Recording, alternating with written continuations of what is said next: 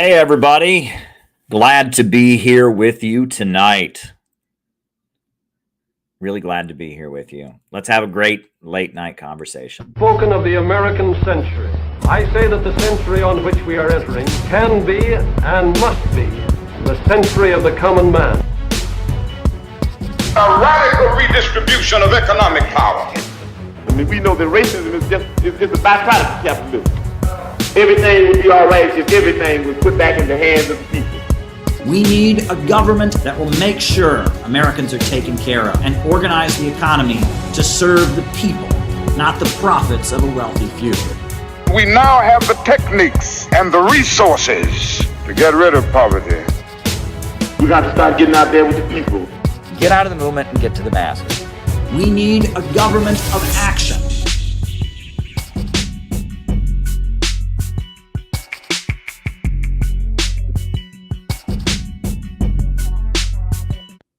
Welcome, everybody.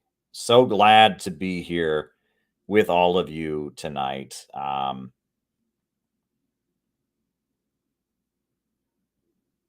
So glad to be here with you. 1 second. Just want to get one last screenshot to share with you. There's a lot to talk about tonight. You might think that the topic I picked for this evening is an obscure one, but you would be wrong if you think that. You would be wrong because this topic, there's a lot there. A lot there. I'll tell you that much. A lot for me to talk about this evening, and I'm really glad that you're here to talk about it with me because I have got a lot to say.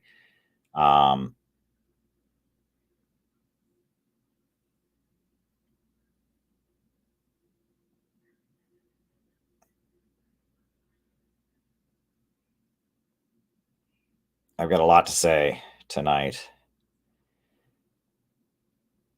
And yeah, tonight's topic is related to so many different things.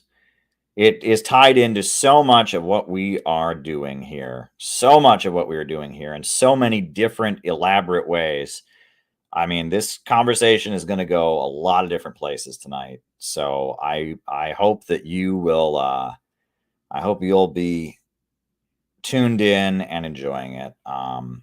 It's going to go a lot of different interesting places tonight because, yeah, a lot to say. But anyway, the way we generally do things on this stream is first I give my opening remarks, which is about whatever it is I'm going to talk about for this evening.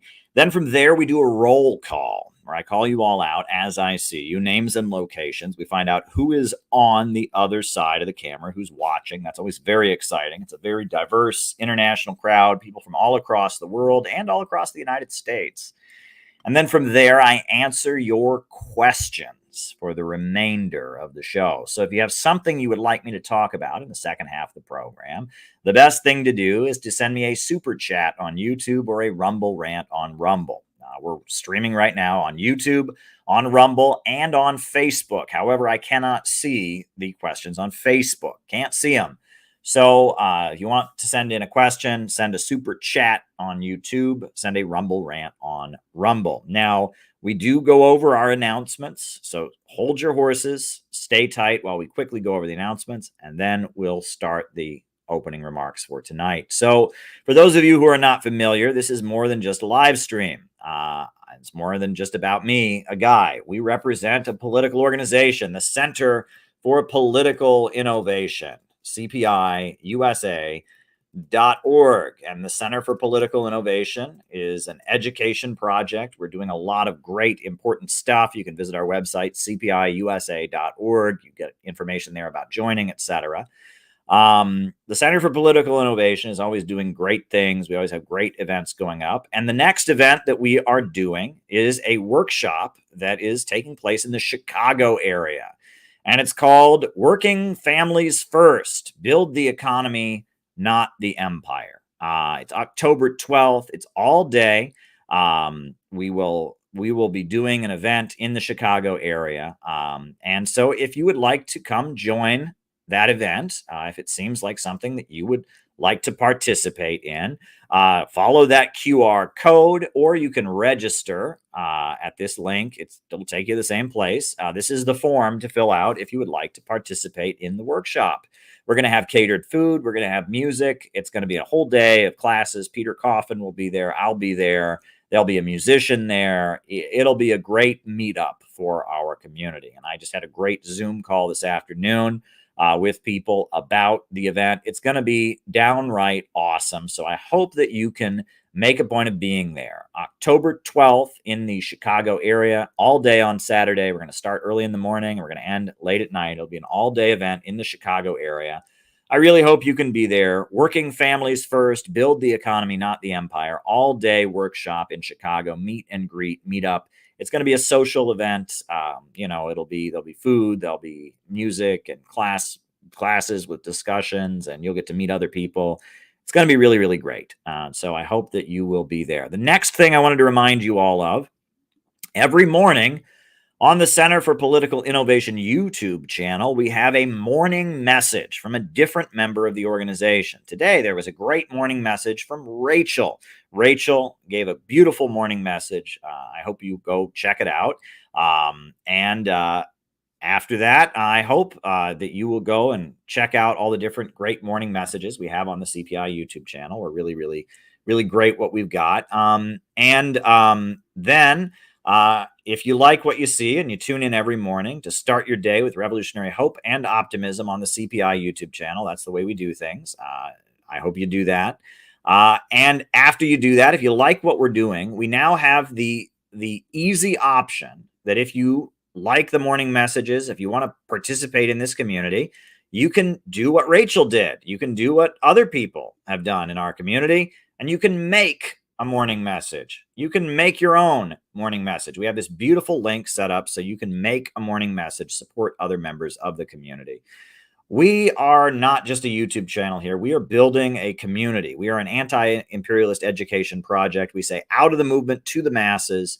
We're all about empowering people, and we're here to support each other. And the morning messages are a way that we can support each other as a community. And that'll probably echo in my message here tonight about what we can do as a community. But yes, morning messages. Tune in every morning for a different morning message from a different member of the Center for Political Innovation. Submit a morning message if you like what it is that we are offering. That's what we've got for you. Now, I am going to jump in to my opening remarks for tonight pretty soon. I'm going to jump right into them. But before I do that, before I jump into the opening remarks, I do want to remind you quickly. First, I give my opening remarks, but while I'm making my opening remarks, the super chats are coming in and the Rumble rants are coming in. And that's the way that the second half of the show is very exciting. The night is young. I don't know what I'm doing tomorrow. So, with everything going on. So keep me up late answering your super chats all night.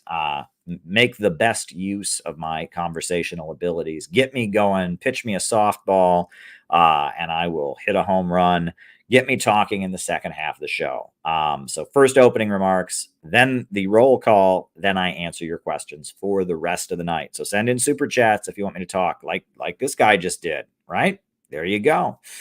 All right. So now I'm jumping into my opening remarks, and I will begin them with a graphic. The Bering Strait. This is related to so much of what we talk about on these streams. This is a bridge that would connect Russia to Alaska. It would be a bridge across the Bering Strait, the Pacific Ocean, connecting Eurasia to America, North America to Asia specifically. It would be connecting the Russian Far East to the United States state of Alaska. And there's been talk of this bridge being built for many, many years. And I am all about building this bridge. The first people I ever heard talking about this bridge were people in the LaRouche movement, the Schiller Institute, and they talked about it as part of the World Land Bridge. And they had their understanding of it, but the concept of the Bering Strait Bridge goes back very, very far. And I will be getting into that later. But I feel like there's a bigger conversation to be had about this bridge and why it's important. There's a bigger conversation about what we're doing and why we're doing it and why we exist as the Center for Political Innovation and why we frame things and phrase things in a certain way. There's such a big conversation to be had about this bridge. Because I think that after Donald Trump wins the upcoming election, it's going to be really important to be out there with pictures of him shaking hands with Kim Il-sung and say that that's a mandate and we want peace with North Korea, CPI. We've been at that from the beginning. We even published this book, right? Journey of Hope, Building a Movement for Peaceful Reunification of the Korean Peninsula. We have a picture of Trump and Kim. We were out in front of the White House rallying for it. It's going to be even more important to be out there with that. But we should also be out there talking about the Bering Strait Bridge. And I will tell you why. I think that this bridge is the key to a whole new world. And I want you to understand why. And it's related to so many things that are going on, so many of the changes that our organization has gone over and undergone in the last couple months, so many of the events in the world today. There's just so much there about this bridge and why we should be urging Donald Trump to build it as fast as possible. So let me explain. Folks, there's a book that I'm sure many of us, if not all of us, have probably read. It's The Little Red Book by Mao Zedong. Mao Zedong was the leader of the Chinese Revolution. And it started out, the Little Red Book was originally blue. It was blue. It wasn't called the Little Red Book. It was just a blue book of quotations from Chairman Mao. And it was issued to Chinese soldiers during the early 1960s. I'll go get mine.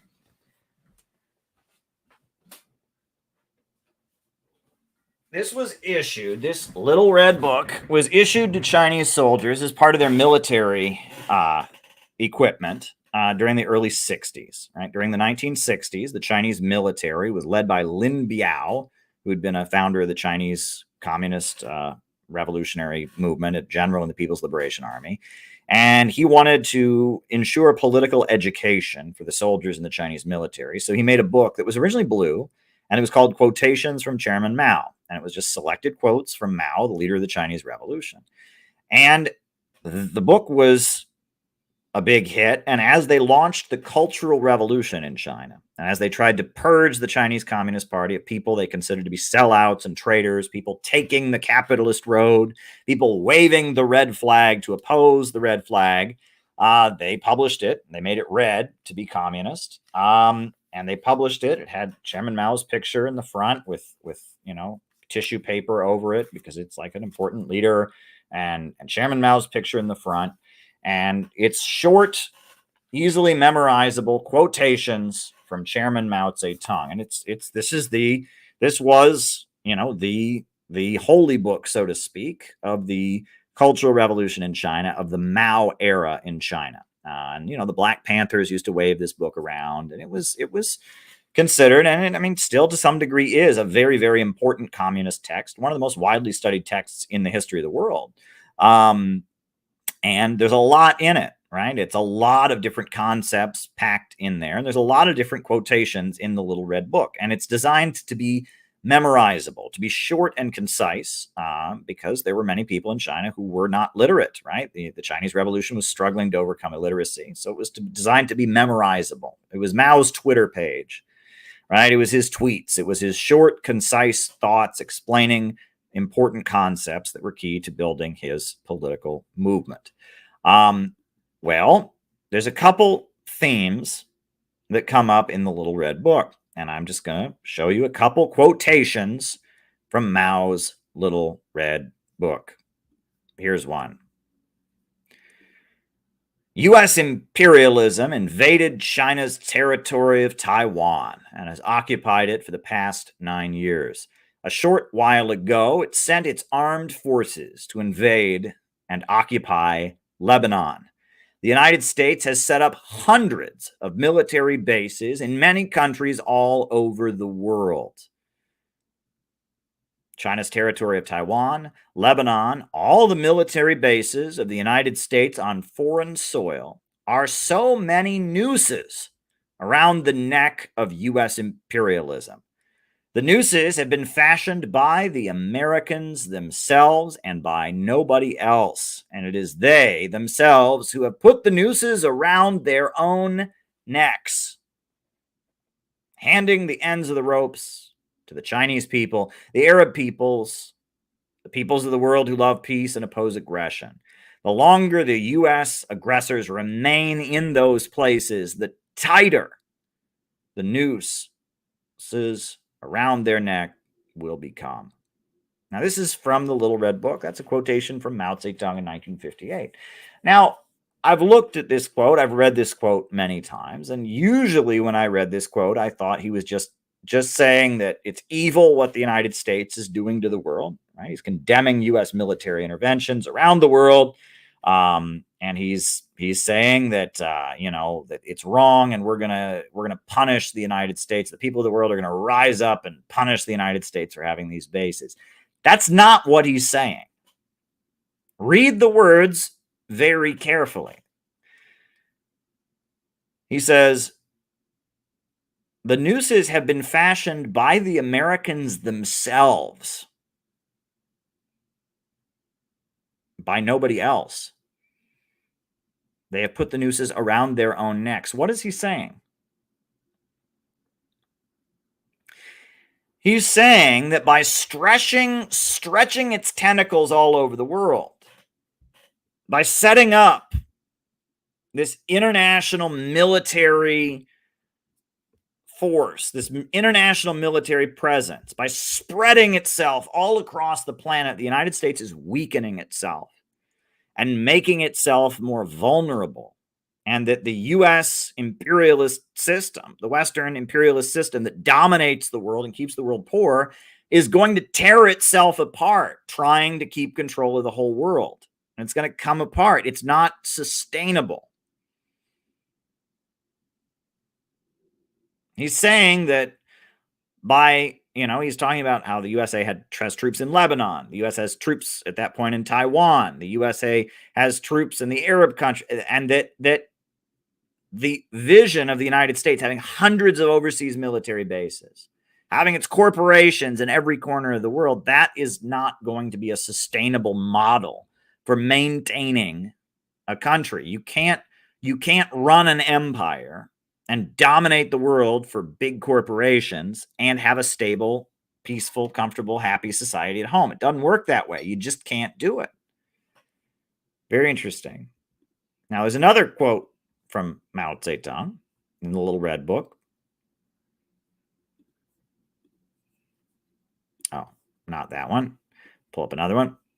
Another quotation from Chairman Mao. Oh, that's the one I just showed. All right, not that one. Pull it up. Another quotation from Chairman Mao.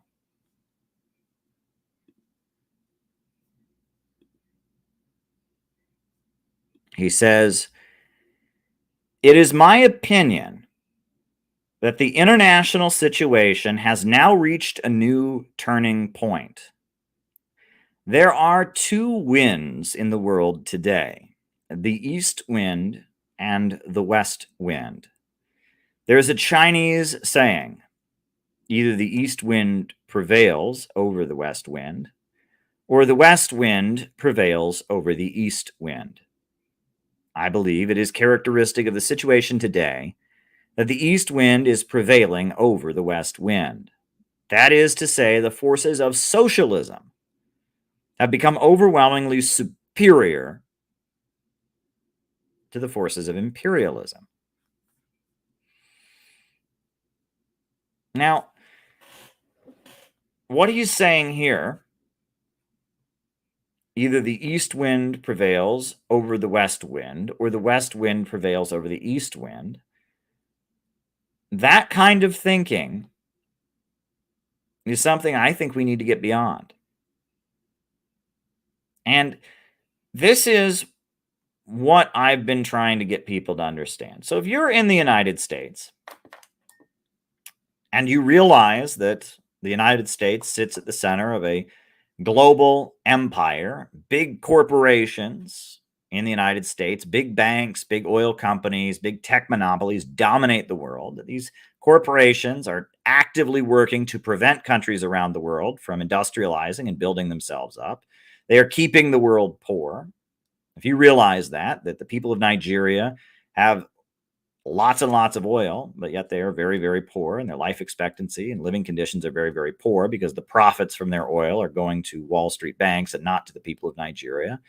If you can understand that the people of Mexico have been growing their own food for thousands of years, since before Christopher Columbus ever came, but now they import the majority of their food, or they have to buy it from American agribusiness corporations. If you can understand that American corporations like Monsanto, like BP, Shell, and Chevron, like ExxonMobil, and like Bank of America, like Chase Bank, if you can understand that U.S. imperialism, that in the form of imperialism, the highest stage of capitalism, the rule of the world by trusts, cartels, and syndicates, huge monopolies that are dominating the world, that are trying to keep the world poor, that after the fall of the Soviet Union, they went into Russia and just economically looted the place and devastated the place. And Putin has been able to fix things up by putting oil and gas under public ownership and restarting the economy by taking control of the natural resources and restabilizing the economy. If you look at what the United States did in South and Central America in the 1990s, how Bolivia sold off every government asset, was sold off, the oil industry, the mining resources, the natural gas was all just sold off to the highest bidder, and the country was economically demolished. And only, in the 21st century did they start moving away from that. You can look at the austerity, the crippling austerity that's been imposed on countries, and how country after country in Africa and Asia and South America and Central America and so much of the world has just been kept in chronic poverty. Eastern Europe just kept in chronic poverty by the United States so that big corporations can dominate the world. And that this system of imperialism, capitalism in its monopolistic stage, is unsustainable. And that the people of the world are fighting against that system. And China broke free from that system, now as the second largest economy in the world. And that Russia was free from that system and industrialized, defeated the Nazis, invented space travel. But then that system reconquered it in the 1990s, devastated the place. But then Putin reasserted public control over oil and gas and restructured things and improved things in Russia. You can understand that Iran, was at one point under a brutal U.S.-backed military dictator, the Shah, but then they broke out of that system, and that's why they've been able to build their country up. That's why they have influence all over the Middle East. That's why people throughout the Middle East who oppose Israel rally around Iran, seeing Iran as a center of imperialism. If you can understand that. Right, that there's a big chunk of the world now that is moving out of imperialism, centered around Russia and China, but also countries like India that are not necessarily socialist, but are happy to trade with Russia and China if they can get a better deal. You can understand that the BRICS, Brazil, Russia, India, China, South Africa, the axis of resistance in the Middle East, the Bolivarian alternative of Latin America, the Shanghai Cooperation Organization based in China, the Eurasian Economic Union of Russia. If you can understand that this new economy is the future, and that the imperialist system of Wall Street and ExxonMobil and BP, Shell, and Chevron, that imperialist system where a few countries in the West get wealthy, a few big cities like Wall Street and London enrich themselves, Wall Street, London, and Los Angeles enrich themselves while the rest of the planet gets poorer and poorer and poorer. And you can understand that system is on its way out, and that a new system is emerging in the world today.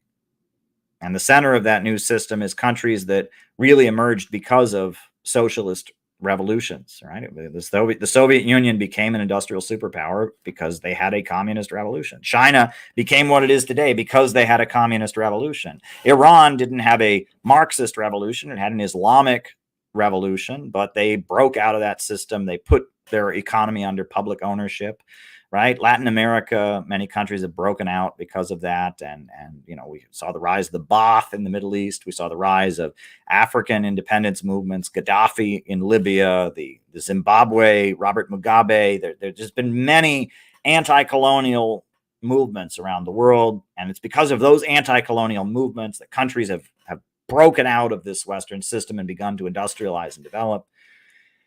And you look at that and you can see that the Western imperialist system, rooted in colonialism and the slave trade and the slaughter of the indigenous people, all the way up to the ugly outbreak of World War I and World War II and the CIA coups and the sweatshops and the austerity and all of that stuff. You can see that system is the past and that the future is in the East, right? We can see that Mao was a little bit ahead of the game. Right? He said in 1958, I believe, is when this particular quotation was from. Mao was a bit ahead of himself, right? When he said the forces of socialism have become overwhelmingly superior.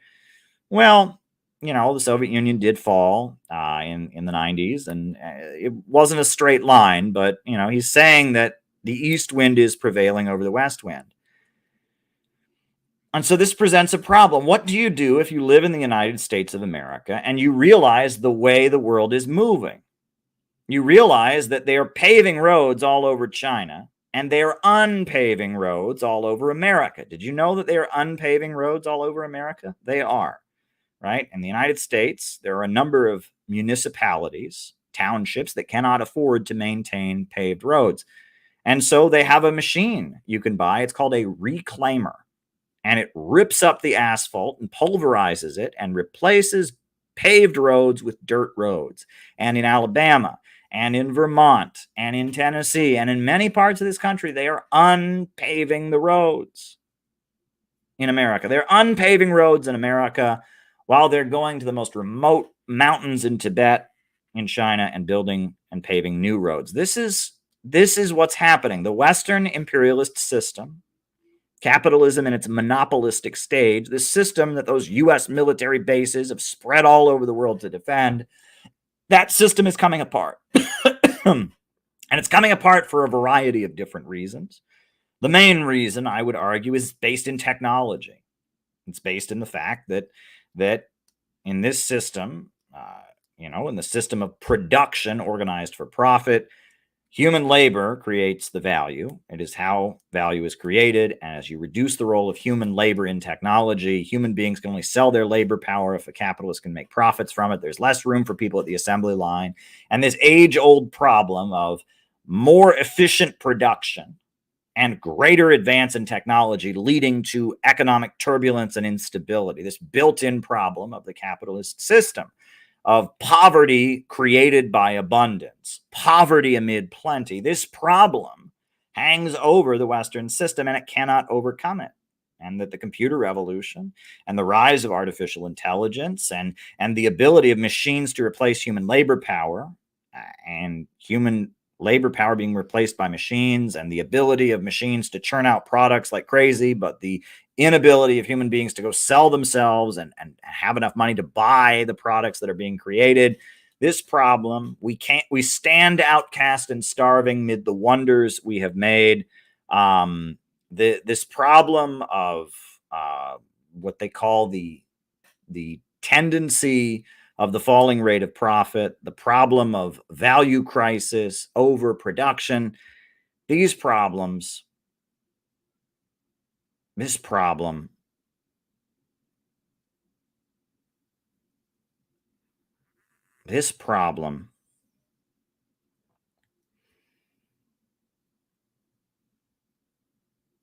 has not gone away. And it's still there. When we talk about the coal miner's riddle, where the father is with his son, and the son says, "Father, why is it so cold?" And the father says to the son, because I can't afford any coal to heat the stove. And he says, Father, why can't we afford any coal to heat the stove? He says, because I lost my job at the coal mine. I've been laid off. The little boy says to his father, why did you lose your job at the coal mine? And he says, because there is too much coal.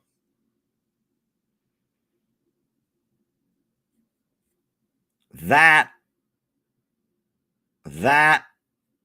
is the problem of capitalism, the problem of poverty created by abundance. And that problem persists. And in a rationally organized economy, you can deal with that. But in an economy where profits are in command and the irrationality of the market is everywhere, you can't deal with that problem. And human labor power being reduced results in abundance, creating poverty, people being homeless because there are too many houses. And this is the reason that the Western system is coming apart.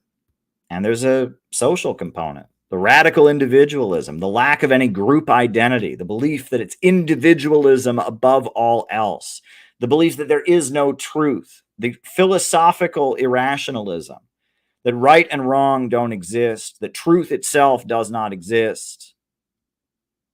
Philosophical irrationalism, a belief that the universe is centered around chaos rather than around order. All of this is leading to the West just deteriorating. And as the West deteriorates, the East is rising. And the East continues to rise. And in the East, they have traditions like filial piety. They have economic systems like socialism with Chinese characteristics. They have community obligation. They have state central planning of the economy, and families are staying together, and economies are more rationally organized, and peoples feel loyalty to each other, and people feel more loyalty to their community, and people feel more loyalty to their country and their family, and societies are moving ahead, whereas in the West, we're coming apart. But that's not what I came on here to talk about. I've talked about that many times on these streams, and I'm not the only person who sees this, right? And if I were to say that the Western system is in decline and that the Eastern system is rising, I would not be alone. There's many people who believe that. There's many people all over social media, all over the internet who believe that. There's many people in the world who understand that. The African continent is drifting closer to China and Russia. Everybody understands this. Everybody understands this. But the question is, what do you do about it? What do you do about it?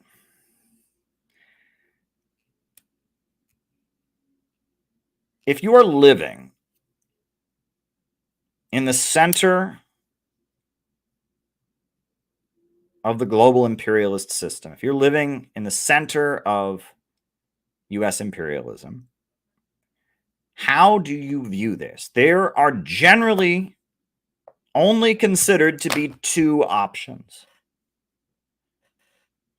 The first option is to oppose it and to say, I live in the West, I am an American, and so I want to see the West continue to dominate the world. And that's what the Proud Boys, you remember the Proud Boys that were supporters of Donald Trump, this organization, a lot of them went to jail for January 6th. They used to chant, West is the best, West is the best. You get a lot of people that are in the Trump camp, and that they see the West in decline, and they bemoan that, and they hate communism, and they see the liberals and their ineffective policies as an expression of communism. They think Kamala Harris is a communist. They think that Black Lives Matter are communists, and they see communists as tearing down the West, and communists as pointing to the West's flaws, and they hate communists, and they think the West is the best, and that's their attitude. And liberals think the same thing, but with a different emphasis. Liberals don't chant West is the best, but they believe that the United States is spreading human rights all over the world. And that in the West, we let gay people be gay, and we let transgender people be trans, and we believe in feminism, and we believe in human rights and all of this, and that whoever the West is targeting is a homophobe or a sexist or a dictator, and that the West is spreading human rights, and they use social media to foment unrest, and George Soros funds nonprofits to go out and protest and burn buildings and overthrow governments. And they overthrew the Ukrainian government in 2014 and installed a government full of Nazis. But liberals are out there supporting it because they hate Russia, because Putin must have been homophobic, they said, and so therefore blah blah blah, right? And that they hate Iran because Iran is oppressing women, and so they're demonizing Iran. And that liberals emphasize the West as the purveyor of liberal values, the purveyor of human rights. And so they think the Western system must defeat the East in the name of human rights. And the conservatives, they think that that the Western system must defeat the East because they're racist, because we're just better and the other people are inferior and blah blah blah. And that that you get the left and the right both say that the West must somehow hold on to power and defeat the East. That's one option, right, that you have in the United States. You can be a Trumper, you can be a Kamala Harris liberal, you can be a woke liberal, you can be a new rightist, and you can maintain that we must defeat the East, right? We must defeat the East. That's one way you can approach this. And the other way you can approach this is to be a doomer.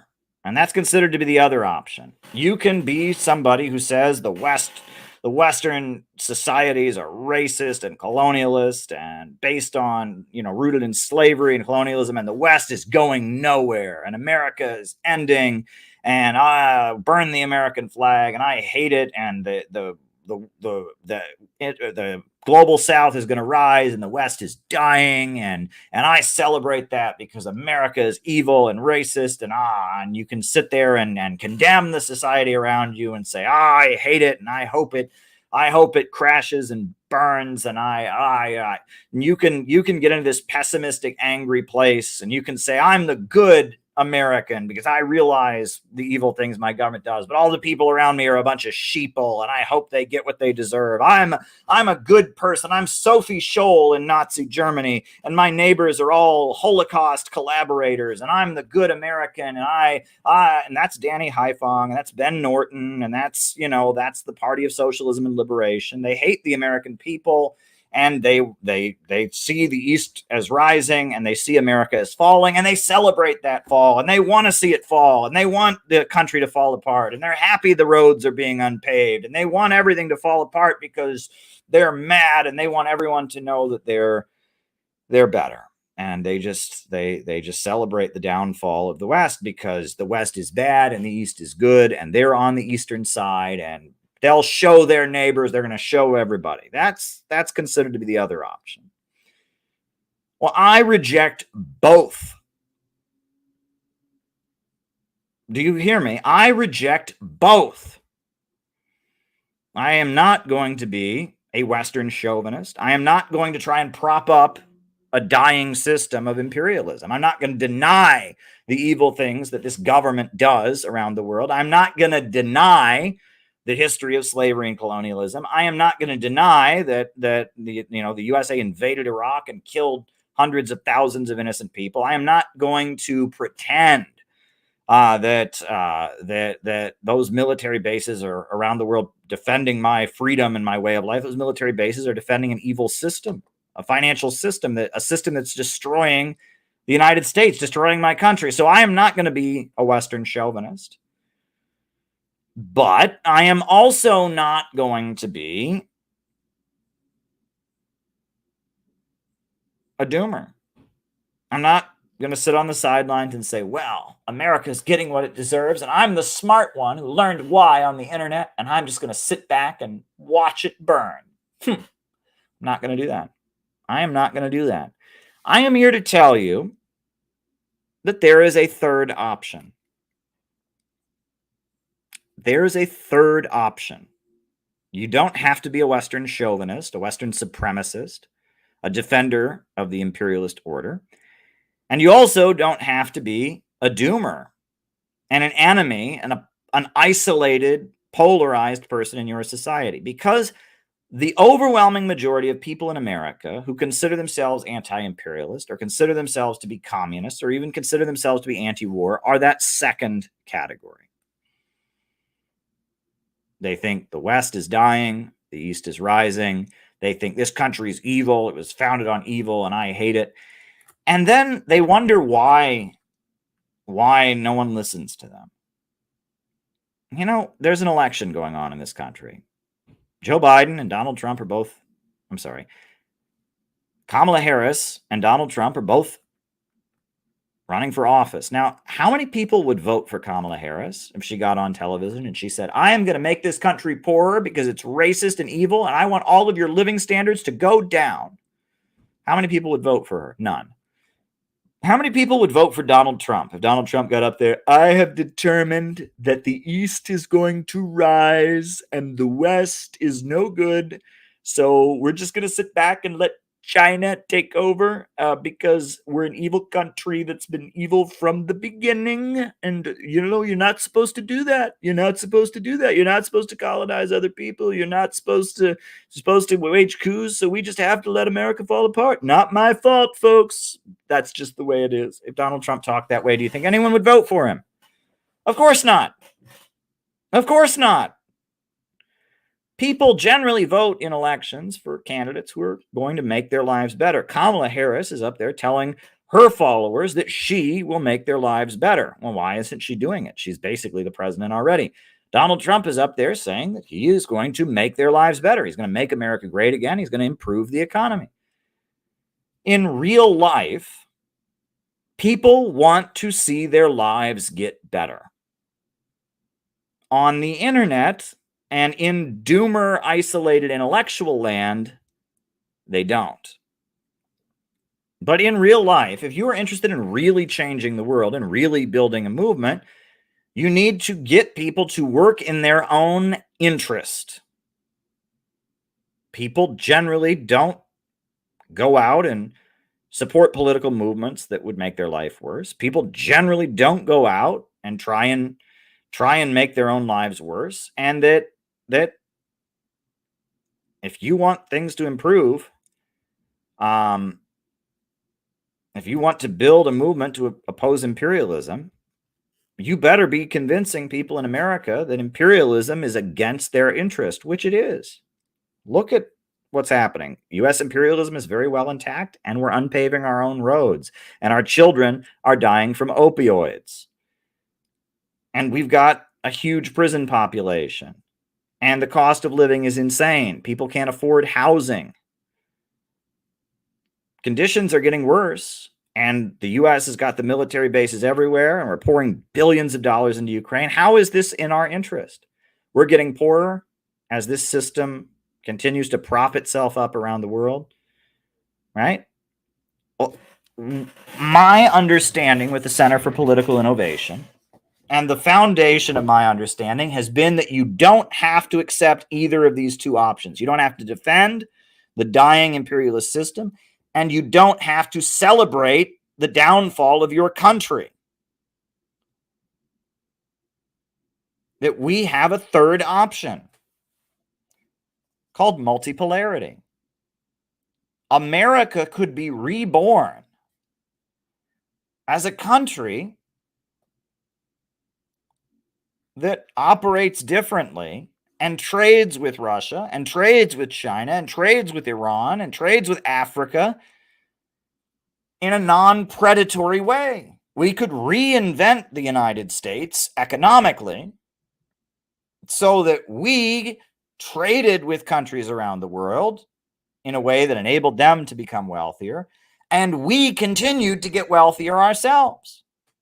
We could stop being imperialist and not just crash and burn to the ground like the PSL wants, but rather we could be reborn and become a very prosperous and wealthy country, trading with countries, rising up as they rise up. Win-win cooperation. That's the idea. That is the third option. And it is the only serious form of anti-imperialism.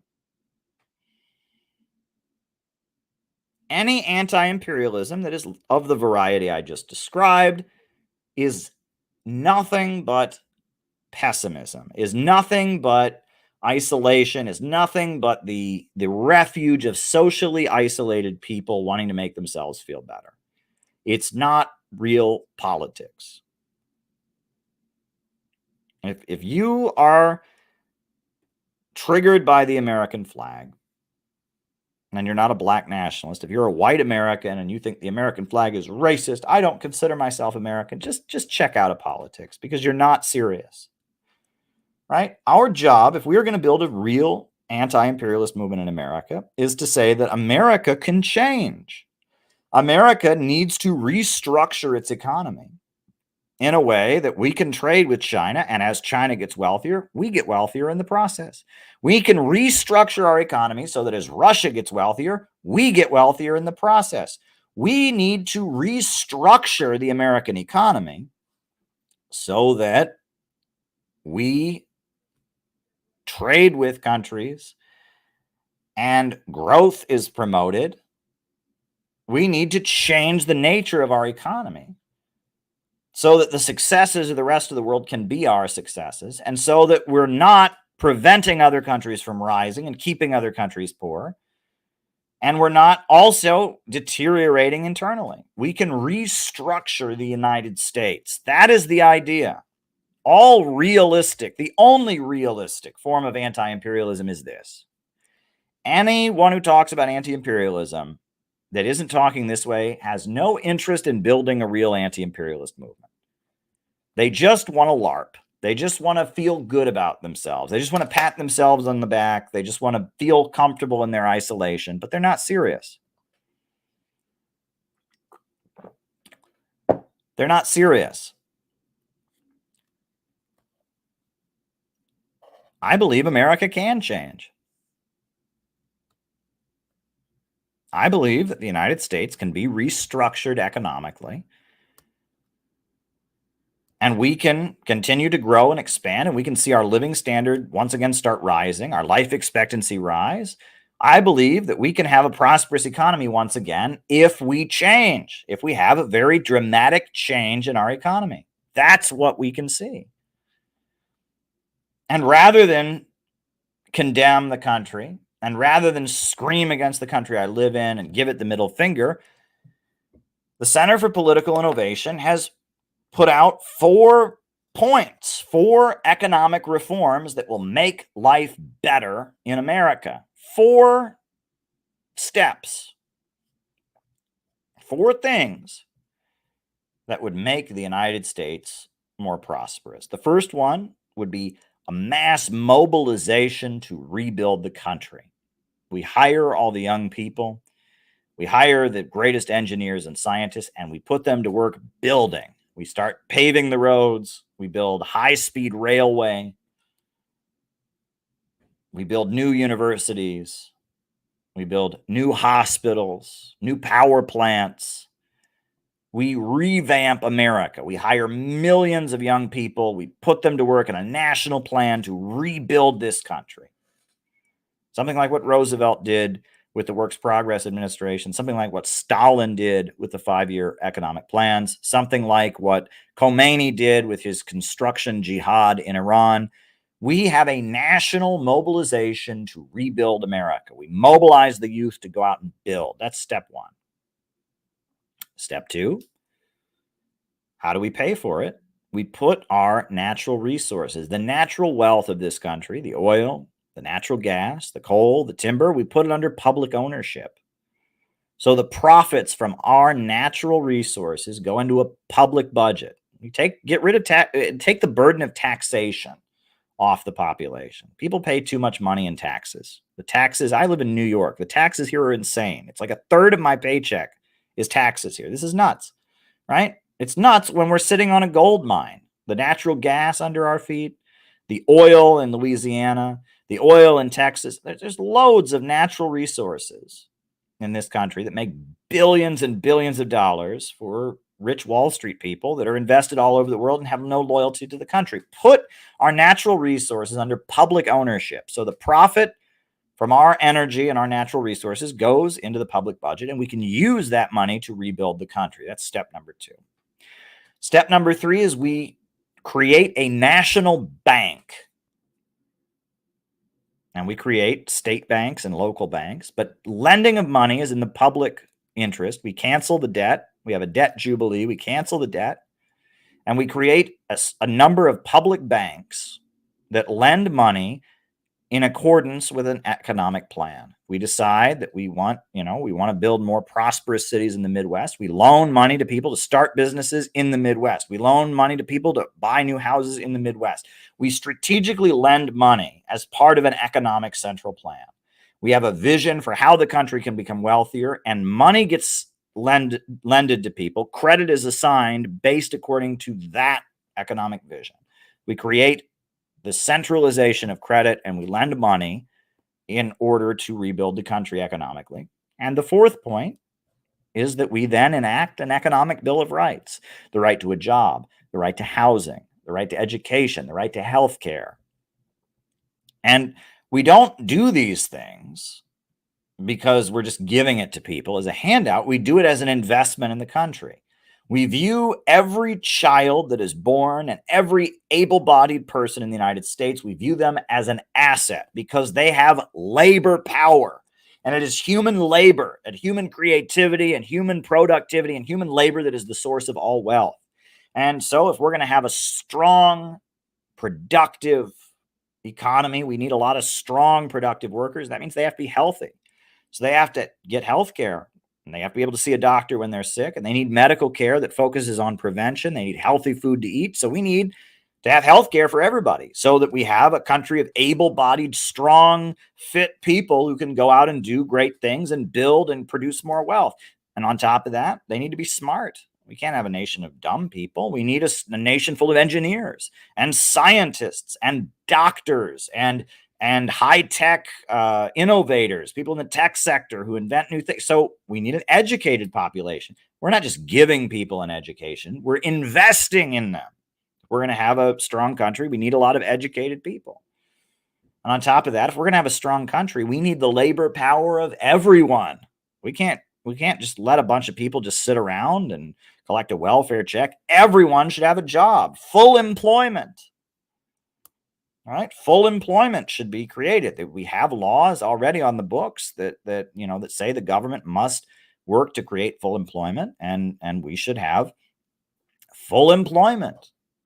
And every able-bodied person should be put to work doing a job that is useful for the country. If a private company can't hire them, we hire them to start building new roads and new highways, and we eradicate unemployment as we build a new productive economy. Now, those 4 steps that I listed, they would dramatically restructure the United States because they would break the power of the big banks. In order to put the banking system under public ownership, you'd have to defeat Goldman Sachs. You'd have to defeat the Rockefellers and the Carnegies and the DuPonts. You'd have to defeat Wall Street. The same for the natural resources.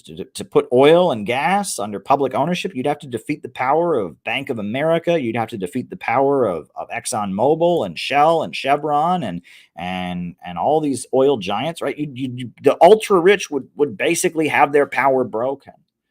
And a government that was based in a mass popular movement that saw its job as ensuring economic growth and development, as rebooting America economically, paving those roads, building those high-speed railways, educating people, providing services to people. A government that's job was to oversee economic growth would emerge.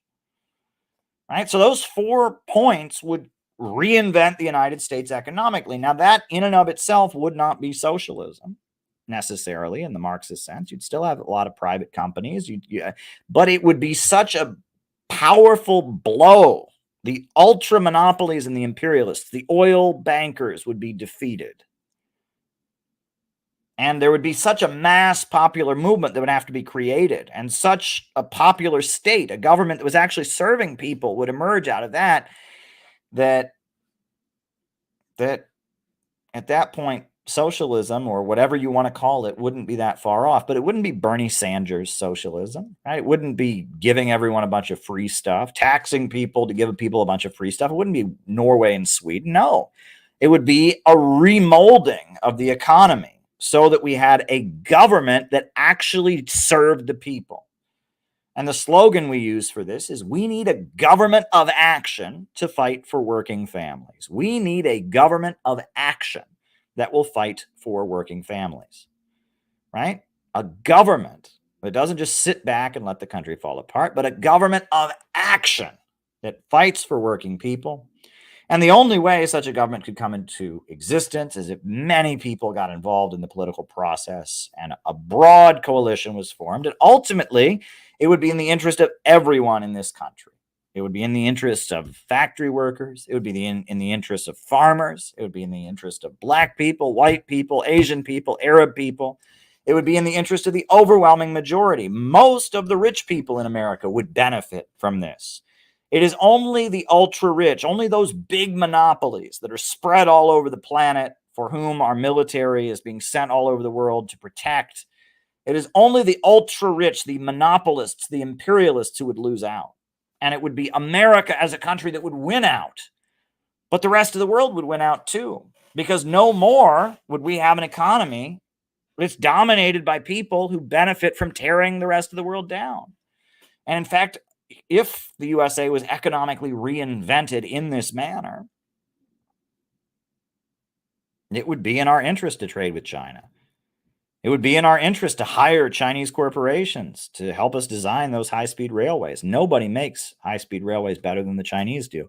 It would be in the interest of us to get along with Russia. Russia, their oil and gas, they've got that down to a science. They're very, very good at it, and their mining is very, very good. And as we set up a centralized system of public control of our natural resources, we'd be hiring engineers from Gazprom and Rosneft. We'd have partnerships with them, and with their mining corporations, their titanium corporations, we'd be teaming up with them to do it, right? And our engineers and scientists would team up with engineers and scientists in China. We'd be inventing new artificial intelligence and new science and new developments. Fusion energy, which is the way out of the fossil fuel nightmare, would speed forward. It would be a whole different thing. The rest of the world would get wealthy, and we would get wealthy in the process. And the U.S. economy would no longer be an imperialist economy, and the world could continue to zoom ahead beyond imperialism. And that is what we are for at the Center for Political Innovation, and that's why the bulk of the so-called left and the so-called communists hate us. Because they want to tear it down. They want to burn it down. They became communists to show everyone that no one can tell them what to do. They became communists because the American government says communism is bad, and so they're becoming that because they want to show everyone. And that's not interested in that. Really not interested in that. Maybe I was when I was 15. Maybe I was when I was 25, but I'm not interested in that anymore. I'm interested in changing the world. And I love my country. I love my country. I want life to get better in America. And I believe that this system that engages in these wars all around the world, that is pushing us to the brink of World War III with Russia, is not to the benefit of America. I'm pretty adamant about that. And I don't think it is strategic for us to just sit on the sidelines and condemn. Right? That's what PSL thinks, right? Brian Becker can make lots of money staging Palestine rallies that offend and give the middle finger to middle Americans. And that's what he does. And he makes lots of money. He lives a very comfortable lifestyle, protest hustling, alienating the American people, and making sure that the Palestine movement stays 100 miles away from the American working class, right? And then on top of that, you got Danny Haiphong, who just sits on his computer condemning America. America's an evil country, blah, blah, blah, blah, blah. I hate the American flag. You got Ben Norton on there. Anyone who's against abortion, when he's living in Nicaragua, which has the strictest anti-abortion laws of any country in the world, Ben Norton gets on there. Oh, anyone who's against abortion is a theocratic fascist who needs to be thrown in jail. You're living in Nicaragua, Ben, but they just natter away condemning and making, and people who are already alienated and already angry listen to them and feel pumped up in their anger, and nothing is accomplished. Well, I don't think my job is to accomplish nothing. My job is to actually build a real anti-imperialist movement and try to save my country and try to get my country to stop engaging in these wars around the world and try to point to a new way forward where Russia is not our enemy, China is not our enemy, but Wall Street, our real enemy. The ultra monopolies that are impoverishing the world are actually defeated, not where I just get to yell at them on my computer and feel good, but where they're actually defeated and we actually see our country rejuvenated and restructured in a way that is not antagonizing the rest of the world and is also not impoverishing ourselves, right? I would actually like to play an important role in history and change the world. That's what I would like to do. And so that brings me to a number of important points. Folks, there's a reason this election coming up is so important. And if you haven't heard me say it before, I will tell you why it's so important. It's so important because Donald Trump has been asked over and over again, do you want Ukraine to win in the war against Russia? And he has said, I don't care about winning. I just want the killing to stop. And he will not say he wants Ukraine to win in this war. And many Republicans and many of Trump's biggest supporters have voted in Congress to stop the billions of dollars in aid going to Ukraine. Meanwhile, Donald Trump continues to brag about the fact that he went to North Korea, that he's the first sitting American president to ever visit North Korea. And he continues to brag about this and talk about what a great thing it is that he went to North Korea. And Kamala Harris has attacked him for doing that, and he still continues to brag about it. He doesn't care. Donald Trump continues to brag about being the first American president ever to do this. He brags about it. And the Wall Street Journal, a Republican-aligned newspaper, attacked Trump for bragging about it. And he did not stop. And he said, no, I am going to do this. I am proud. And he continues to brag about meeting with Kim Jong-un and trying to continue the peace process.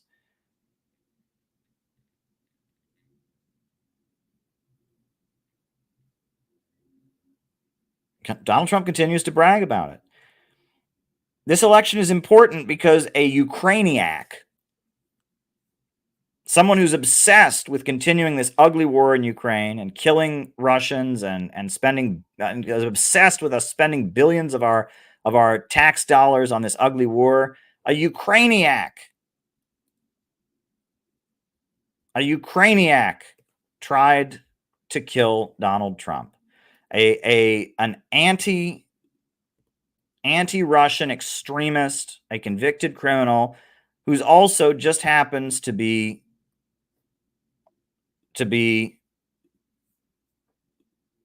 someone who worked, it looks like, with the U.S. intelligence community to fight against Russia. A Ukrainiac tried to kill Donald Trump at his golf course last Sunday, a week ago.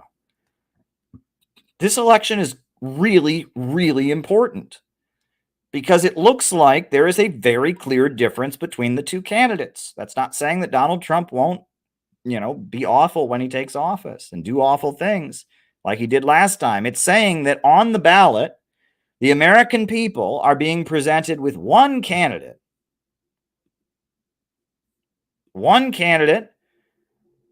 who thinks that it was very, very awful that Trump met with Kim. Let me just put it this way.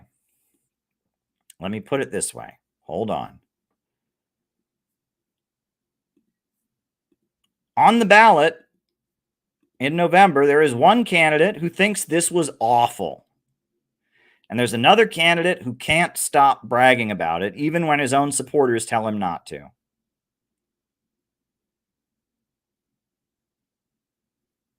And the American people are going to have the option of going to vote for a guy who thinks this was amazing and a woman who thinks this was an abomination and a crime.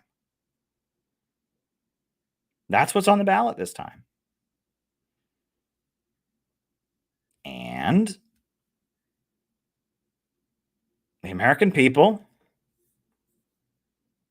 are going to have the option of voting for one candidate who says he doesn't care who wins in Ukraine. He just wants the killing to stop. And another candidate who says she's fully committed to sending billions and billions of dollars. And again, that doesn't mean that Trump won't do everything awful. And they agree with each other. They have exactly identical positions on Israel. Trump is trying to present Kamala Harris as if she's pro-Palestinian, which she is not. Right? And Kamala Harris is pledging allegiance to Israel. Their politics on Israel-Palestine are identical. Kamala Harris is married to a pro-Israel activist. But regardless of the fact that they're both pro-Israel, regardless of the fact that there are many other issues going back and forth between them, one candidate is presenting himself as anti-war and in favor of negotiation and in favor of de-escalating and ending the war in Ukraine, in favor of negotiating with North Korea. And the other candidate is presenting herself as opposed in principle to ever stopping the flow of weapons to Ukraine and ever meeting with North Korea. That's what's on the ballot, right? And, you know, it's not to say that Donald Trump couldn't win and completely reverse himself. 1964, Lyndon Johnson ran as the peace candidate. And he said, you have to vote for me, not for Barry Goldwater, because Barry Goldwater will escalate the Vietnam War. And he won, and Lyndon Johnson won, and he escalated the Vietnam War.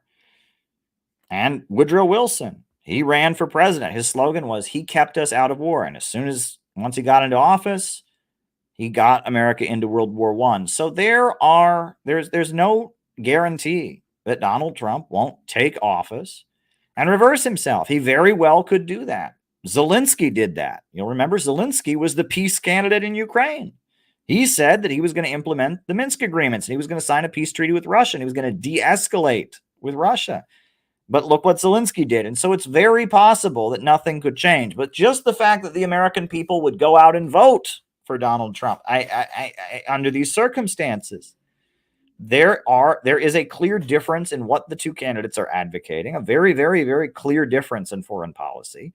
And one of the candidates is championing everything wrong with foreign policy. And the other candidate, at least in words, is mouthing opposition to U.S. foreign policy in two key areas. And there is a clear difference in this upcoming election. And I hope that Donald Trump wins. Even though I don't agree with Donald Trump about Israel and Palestine or a lot of his domestic policies. But there's a bigger division. And this is what I have been trying to get people to understand. And this is what I wrote an entire book about. A couple of years ago, I wrote this book, Where is America Going? Marxism, MAGA, and the Coming Revolution. It's not just about Trump. It's not just about Trump versus Kamala. It's about two layers of the American economy. Kamala Harris, she always talks about she grew up poor. She didn't grow up poor, but she's not ultra rich either, right? Her father is a professor from Jamaica. Her mother was a cancer researcher from India. Wealthy family from India, wealthy family from Jamaica. But Kamala Harris has been groomed by the richest of the rich. And in my book, I talked about how it was all of Hillary Clinton's donors, and she's been picked by the richest of the rich.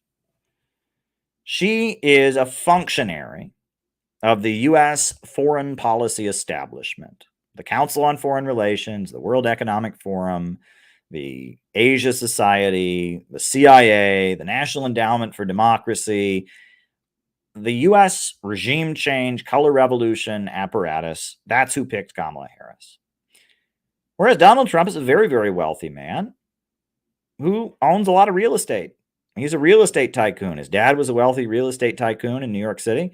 And Donald Trump is a wealthy real estate tycoon who also became a media figure, eventually was on public what do you call it? Reality TV or whatever. Donald Trump is, and that Donald Trump's administration was full of lower level capitalists. If you look at Donald Trump was supported by lots of millionaires and billionaires who are not part of the club. Betsy DeVos, she's a billionaire and she was Trump's Secretary of Education. But what is her source of money? She's the queen of Amway, Tupperware parties, right? And her brother is Eric Prince of Blackwater. And who else is a big supporter of Donald Trump? My Pillow, Mike Lindell. Well, Mike Lindell's a millionaire, right? Wealthy guy, designed a pillow, but is he running American capitalism? You think he's the ultra top dog running Wall Street? Of course not. He runs My Pillow. He's a millionaire from his pillow company. And who else was in who's a big supporter of Donald Trump? Hobby Lobby. Now, do you think Hobby Lobby is running the American economy? Do you think Hobby Lobby those are the people that have the power? Of course not. But the CEO of Walmart, the Walton family from Walmart, the Walmart CEO, they joined the Stop Trump movement at their shareholders convention. They gave the fist and they denounced Donald Trump. General Electric, Boeing, Bank of America, all of them were waving the Black Lives Matter flag, waving the rainbow flag, and calling for Trump's ouster. The ultra monopolies that really have the power hate Trump. And the people who like Trump are lower level capitalists who see the U.S. economy going down the tubes and they want to make more money. And it's the lower levels of capital, the lower levels of the rich people that are getting squeezed by the ultra monopolies and their degrowth policies and their global system that is leaving America behind and unpaving the roads. And, people can't get to Hobby Lobby if the roads aren't paved in their neighborhood, and people can't spend money at Hobby Lobby if they're too busy trying to bail their relatives out of jail or get their relatives into rehab for fentanyl. And, people can't spend money at Amway Tupperware parties if they've been laid off from their jobs. And, if there's no good paying jobs and they can barely afford their mortgage, and that the domestic economy of the United States is being actively degrown. The infrastructure is falling apart. Inflation is squeezing everybody. People can't afford to survive. The domestic economy of the USA is being smashed.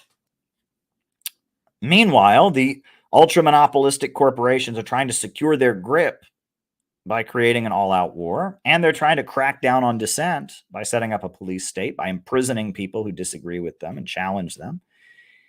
And so there's a lot of capitalists that have lined up behind Donald Trump for their own economic reasons. They feel like they're being crushed. Now, what they are going to realize is what all capitalists eventually realize in times like these.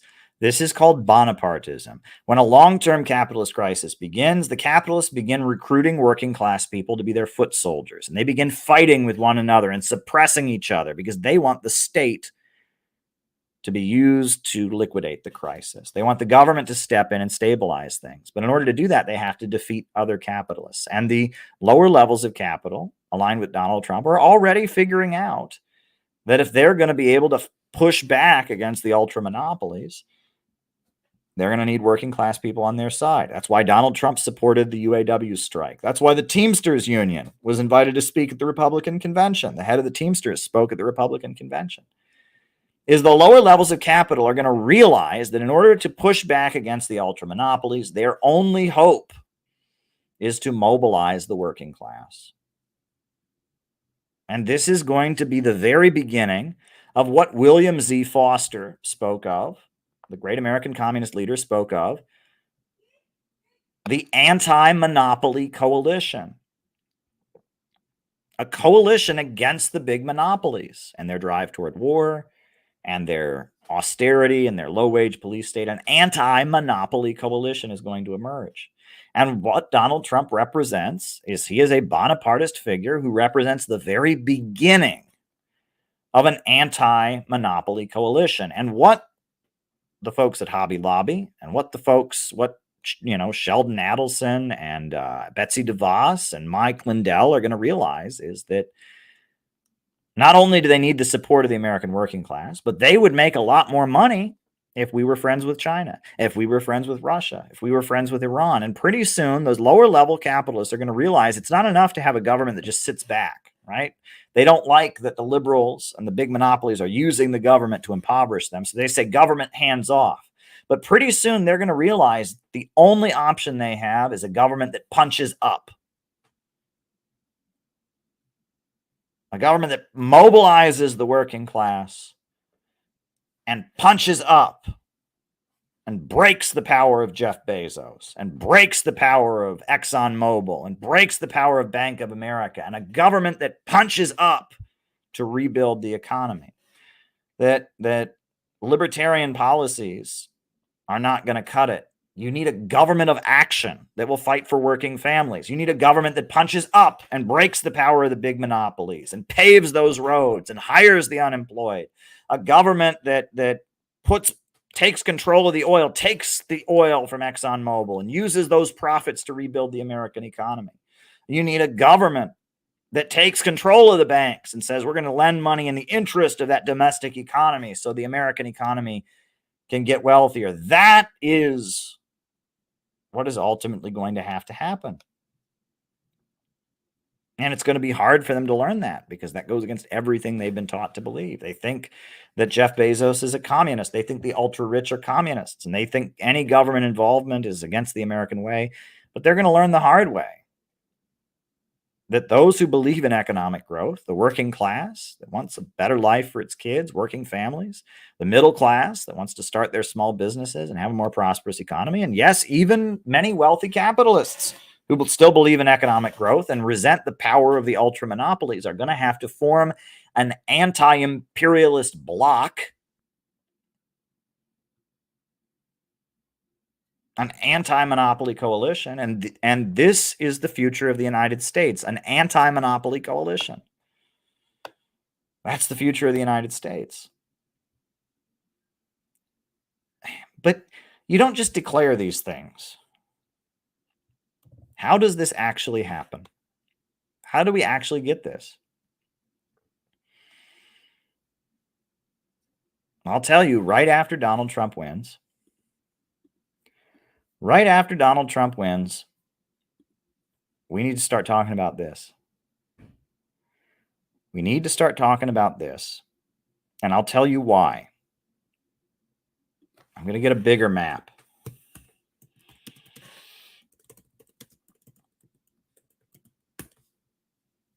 I'm going to have to get a bigger map. Hold on. I'm finding a bigger map to show you because it's not, you need to get a bigger view. Hold on.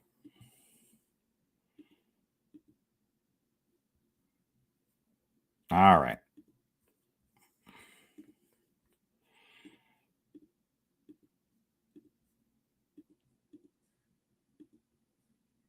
This is the United States and the Pacific Ocean and Asia. Now, I'll use my pointer here. In this part of the world, and this part of the world, and this part of the world, a huge explosion of economic growth is happening right now. Right? In this part of the world, there's all kinds of farming going on because of global warming. Used to be you couldn't grow many crops in this area because it was too cold. But thanks to global warming, they're having a farming boom in Russia right now. Russia is having some of the biggest harvests in the world. This is what they call the Far East of Russia. And in the Far East, there is an economic boom happening. There's farms, there's mining, there's every year they have the Vladivostok Economic Forum in Russia to celebrate and to kind of showcase all the economic development that's happening here. Huge amount of economic growth happening in the Russian Far East. And go over to Mongolia. Huge amount of economic growth is happening there. The Russians are on one side, the Chinese are on the other, and huge amount of economic growth is happening there. And in China, huge amount of poverty alleviation. There's all kinds of people in this part of the world that have never had running water, never had electricity, that are getting it, that have never had universities, that are going to university. I mean, there's just an explosion of economic growth happening in this part of the world.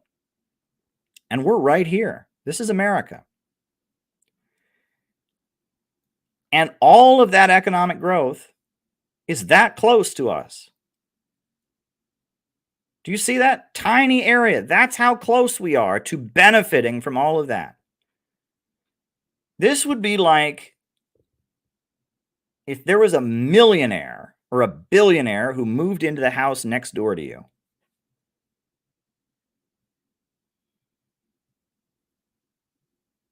There's an explosion of economic wealth and growth happening right over here. And we're that close to it. And meanwhile, over here in the United States, everything is getting poorer and poorer and poorer. Now, they're pretty wealthy in Southern California with Hollywood and all of that. They're pretty wealthy in New York City, but the bulk of this area is getting poorer and poorer and poorer. And the bulk of Alaska is doesn't have electrification. I mean, this is a very, very impoverished state. I mean, in terms of industrialization, people don't have running water in their homes, etc. And this country is getting poorer. And so there's all this growth happening over here. Alaska is underdeveloped, and the United States they're unpaving the roads. If we were to build that bridge, suddenly some of that wealth from over there could start trickling over here. It's common sense. It's just common sense. If there's a huge amount of economic growth happening over here, why not build a bridge so that some of that wealth can come over here? Some of the new corporations that are opening up might want to sell products, and they could ship them over that bridge.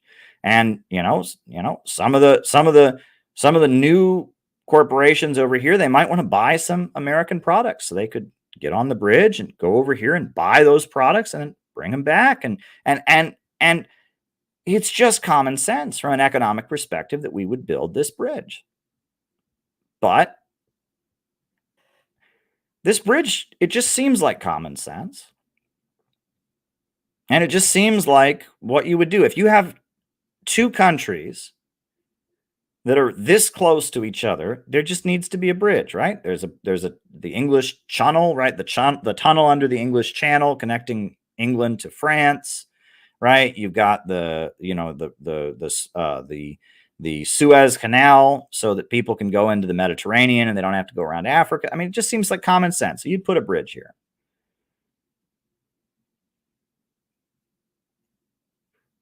And building this bridge would be good for Hobby Lobby, because people could come over the bridge and shop at Hobby Lobby. And it would be good for Amway and Tupperware, because people could go over this bridge and buy Amway products and then take them back to Russia and have that. It'd be good for My Pillow, because they could ship My Pillows over the bridge, and people in Russia could buy My Pillows and sleep comfortably at night.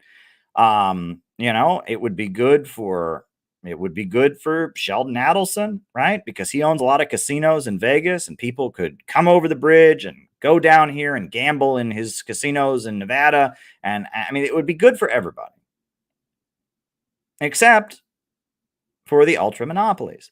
The ultra monopolies don't want any connection with Russia, because they want to dominate the oil markets. And the way Russia has rebuilt its economy, it's selling oil and gas in competition with them.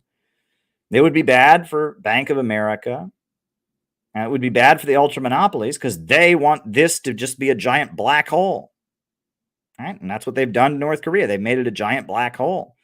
It would be bad for the ultra monopolies. It would be good for the bulk of the American economy. It'd be good for the Russian economy, good for the Chinese economy, the Korean economy, good for everybody.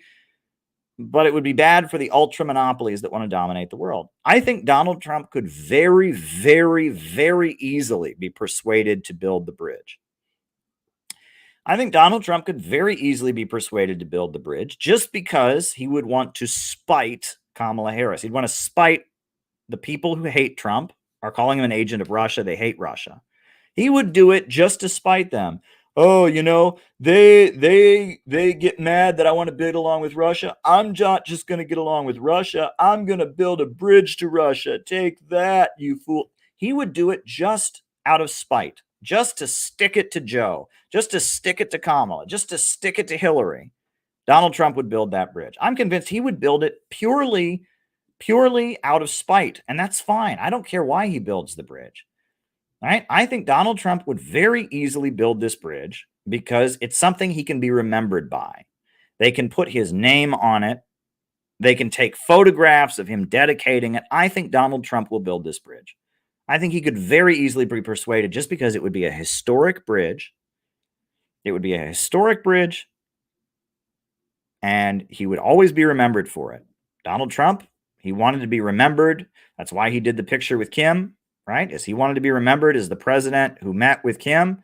He did this because he wanted to go down in history, and he knew that his opponents wouldn't like it. I think he would very easily do this for the exact same reasons. However, this bridge could change the course of history because right now the U.S. economy is centered around trading across the Atlantic. Right now our economy is centered around trading with Europe, the NATO countries. What this bridge would do, I just want to put it back on the screen. What building a bridge across the Bering Strait would do is that it would pivot the entire U.S. economy eastward.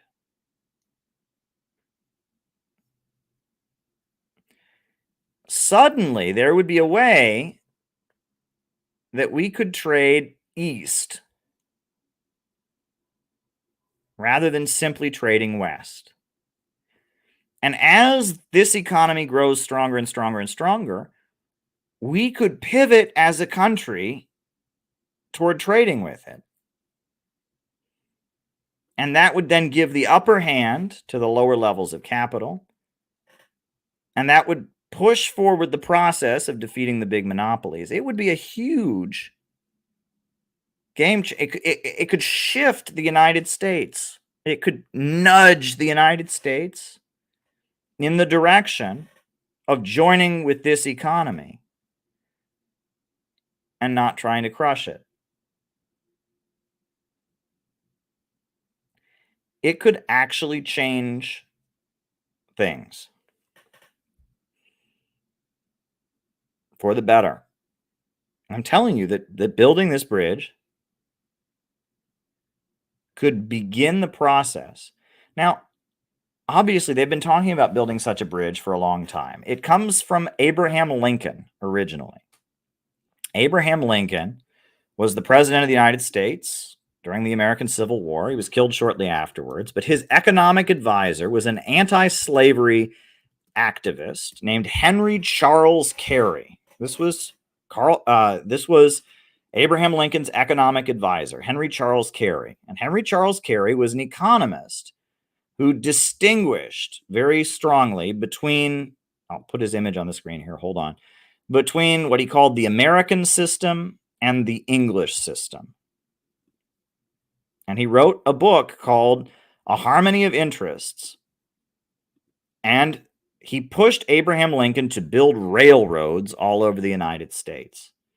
And in 1874, after Lincoln had been assassinated, Henry Charles Carey had a convention with many different proposals for building railroads. And one of them was a railroad connecting Alaska to Russia. And Henry Charles Carey, Abraham Lincoln's economic advisor, was the first one to propose building a bridge across the Bering Strait. And he wasn't the only one. Many people have thought of it. But the reason that Henry Charles Carey promoted this is Henry Charles Carey was very opposed to slavery, and he viewed slavery as the English British Empire system that opposed economic development. And if you read his pamphlet, Harmony of Interests, that's the big point he makes, is that slavery was preventing the United States from industrializing, and it was supplying the British textile mills with cheap cotton. And the Confederates, in their Constitution, outlawed looms because they didn't believe in technological development. They wanted to keep an underdeveloped agrarian slave economy with the barbaric practice of slavery, and that they were opposed to industrialization. They were opposed to development because they wanted the British Empire to stay at the center of the world. And Henry Charles Carey believed in what he called, advancement and bettering mankind. He believed in economic development. And so he believed that the state should build railroads, and the state should build lighthouses, and the government should build bridges, and the government should build all kinds of things, right? And the state should be overseeing the industrialization. He was tied in with a German economist named Friedrich List, and he was tied in with a number of different people who believed in industrialization. Karl Marx also admired Henry Charles Carey. He said he was the only economist in America of any worth, and that his pamphlet, Harmony of Interests, opposing slavery, was the best anti-slavery pamphlet Karl Marx had ever read. And Henry Charles Carey, he proposed building this bridge. And I'm telling you all, I think Donald Trump is going to win this election. I don't think there's any way they can give Kamala Harris the election. I mean, never say never, right? But at the same time, I think Kamala Harris did so badly. Look, on my last stream, I played her debate, her Oprah thing. I made this short video, and forgive me if you've already seen it, but I instead of showing my comments on the screen, I just put little comments below. This was Kamala Harris's latest town hall with Oprah. Us on Zoom from Pennsylvania. Hi, Oprah. Hi, Madam Vice President. It's nice to be with you all. Yes. Hi. And so, what did you want to say to the Vice President? So, Madam Vice President, we are, like many, many young Americans, just experiencing a very high cost of living. We ended up giving up our apartment, moving in with our parents, who were so gracious to take us in for over a year so that we could save money and ultimately buy a home, because that's what we thought the American dream was, to get married and buy a home and have a baby. And now here we are, and our mortgage is incredibly higher than what we thought it would be. And we really would love to know what your plan is to help lower the cost of living.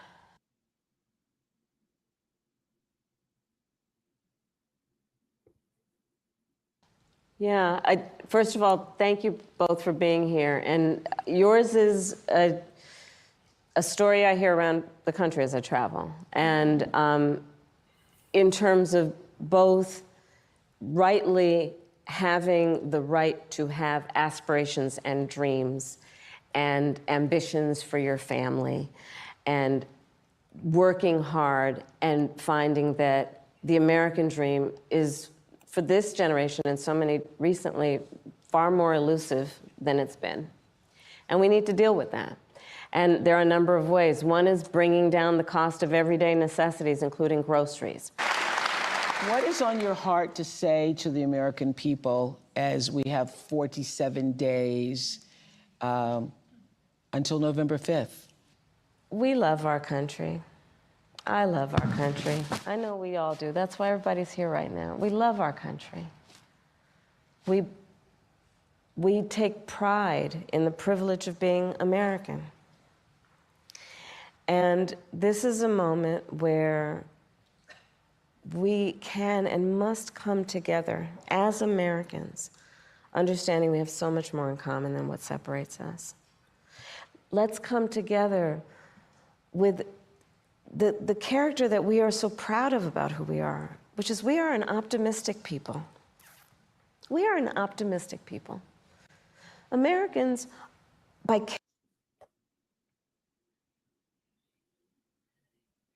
character, are people who have dreams and ambitions and aspirations. We believe in what is possible. We believe in what can be. And we believe in fighting for that. That's how we came into being.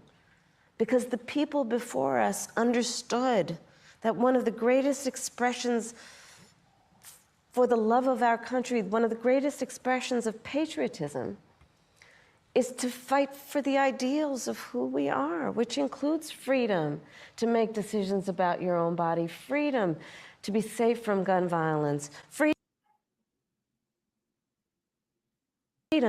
to have access to the ballot box, freedom to be who you are and just be, to love who you love openly and with pride, freedom to just be. And that's who we are. We believe in all that. And so this is a moment where we stand knowing what we are fighting for. We're not fighting against. It's what we're fighting for. Thank you. Thank you. Madam Vice. Yeah. I mean, there's no way this is going to win the election. She's incompetent. I mean, she's proving herself to be incompetent. There's got to be a lot of people among the ultra rich who are just saying, okay, we know how to push Trump's buttons. We know how to manipulate Trump. But this is just like, I mean, how is this allowed to happen? Right. I mean, Barack Obama was a lot like her in terms of policy, but he was charismatic. Hillary Clinton is better than that. I mean, that was just sad. I mean, and that's, I mean, there's a lot of people watching this going, oh yeah, she's not going to win. Like, this is ridiculous. And she's not going to win.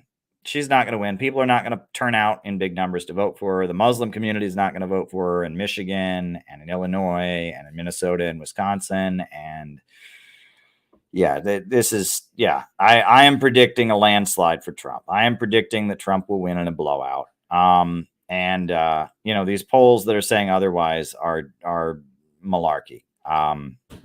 I think it was said on the Jimmy Dore show by one of their guests, they said there may be a lot of people who lie and say they voted for her and actually vote for Trump because they want to fit in. And I think that's probably true, especially among like more middle-class people. There's probably a lot of people who will be not respectable in their office, not respectable in their law firm to say they voted for Trump, but they will.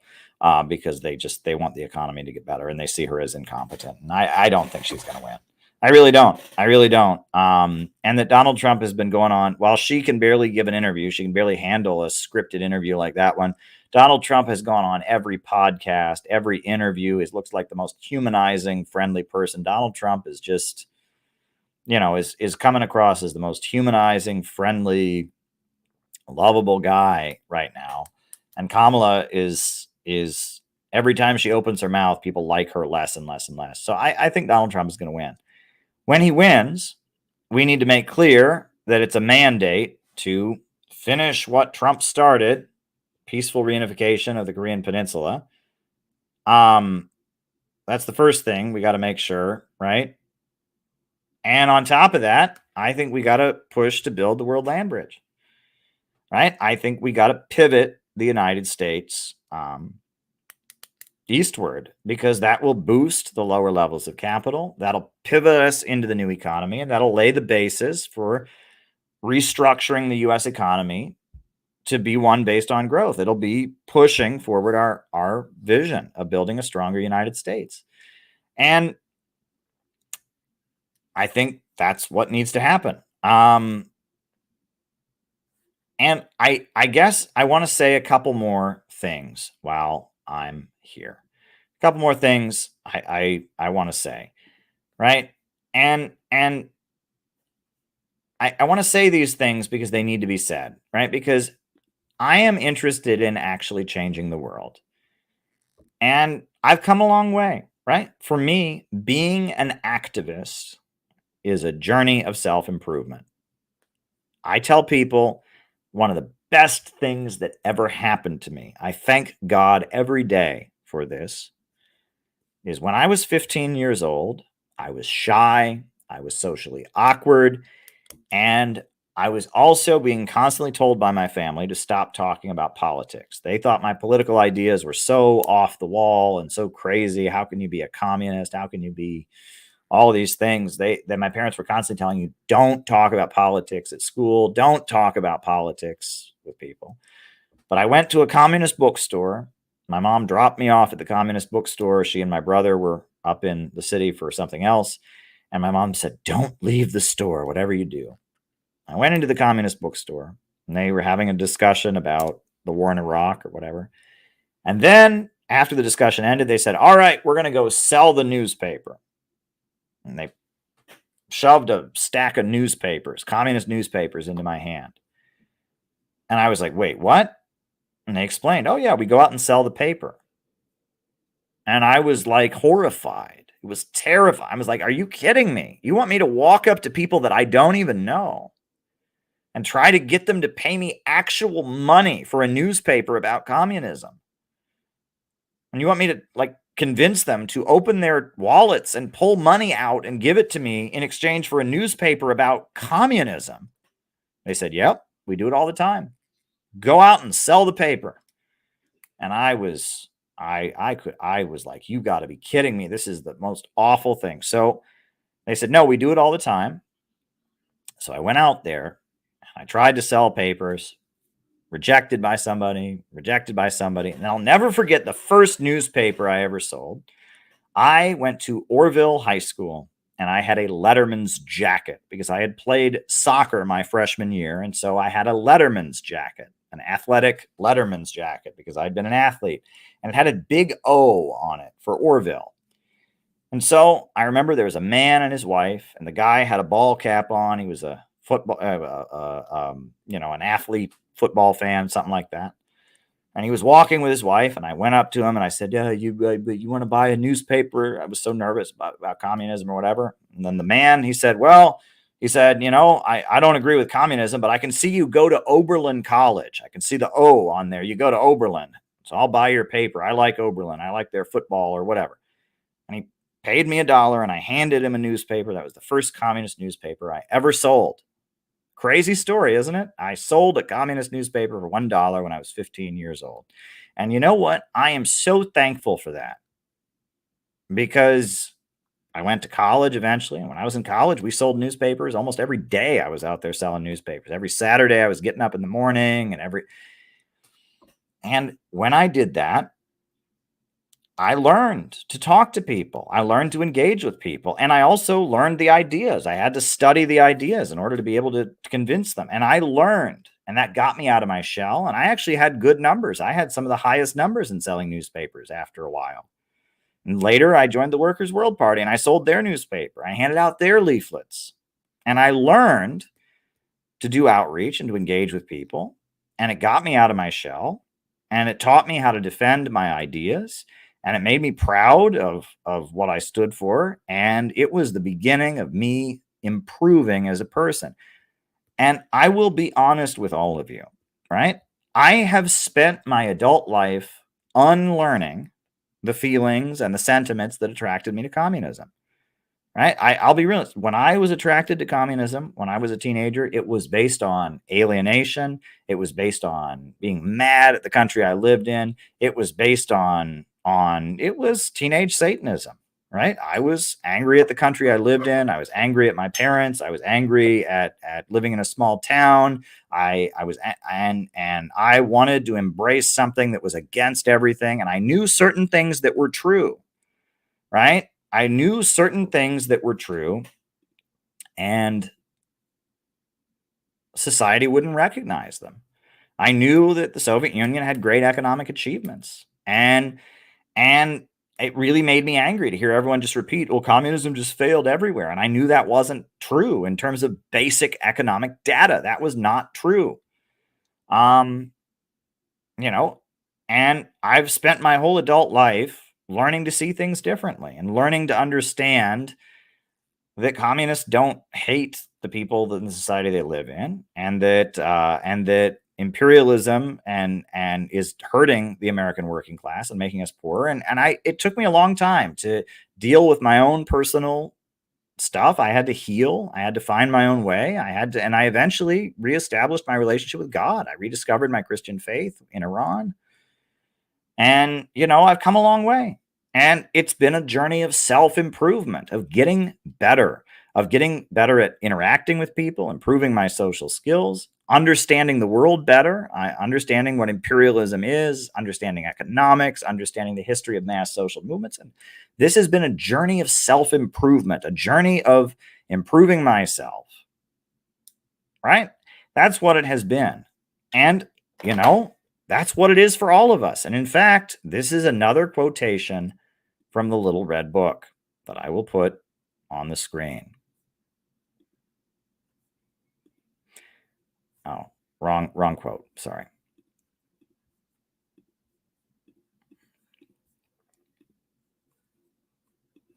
How shall we judge whether a youth is a revolutionary? How can you tell? There can only be one criteria, namely, whether or not he is willing to integrate himself with the broad masses of the workers and peasants and does so in practice. If he is willing to do so and actually does so, he is a revolutionary. Otherwise, he is a non-revolutionary or a counter-revolutionary. If today he integrates himself with the masses of workers and peasants, and then today he is a revolutionary. If tomorrow he ceases to do so or turns around to oppress the common people, he becomes a non-revolutionary and a counter-revolutionary. What is this quote saying? That to be a revolutionary means that you integrate with the broad masses of people. You go out and you talk to people and you engage with people and you answer people's questions and you learn what people think and what they believe. If you don't do that, if you just sit on your computer and complain about the world, if you just hate the society you live in, if you just want to see it all burn down because you're the good one, you're a non-revolutionary. You are a counter-revolutionary, right? It is through engaging with people.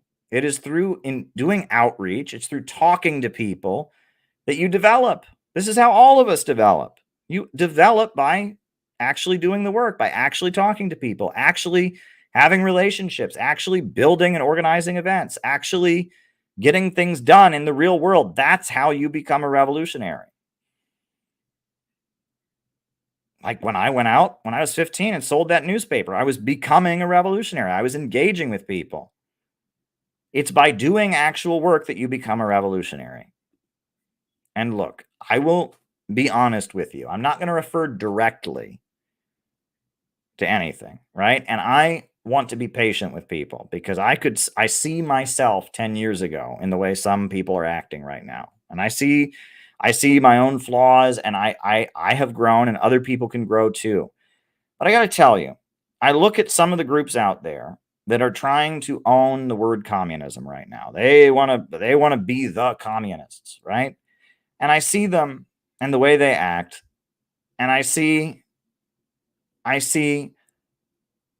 a gigantic male big penis contest. Okay? That's what I see.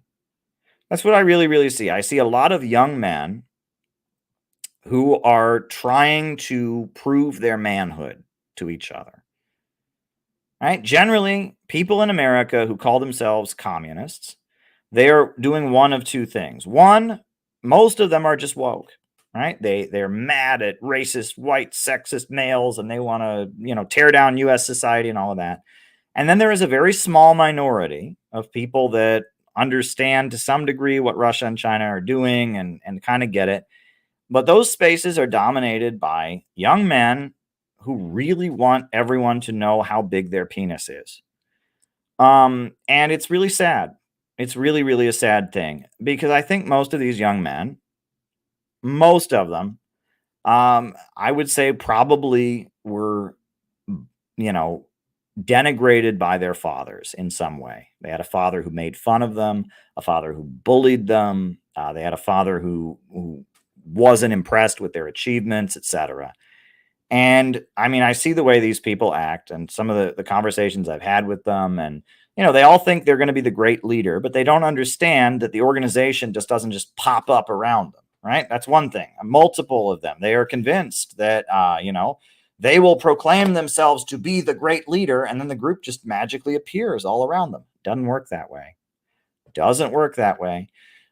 They're also convinced, that they are really, really important, and that being a communist and being, on the Politburo or being the head of human resources or being on the third committee is a way that they are important, and they really want everyone to know how important they are.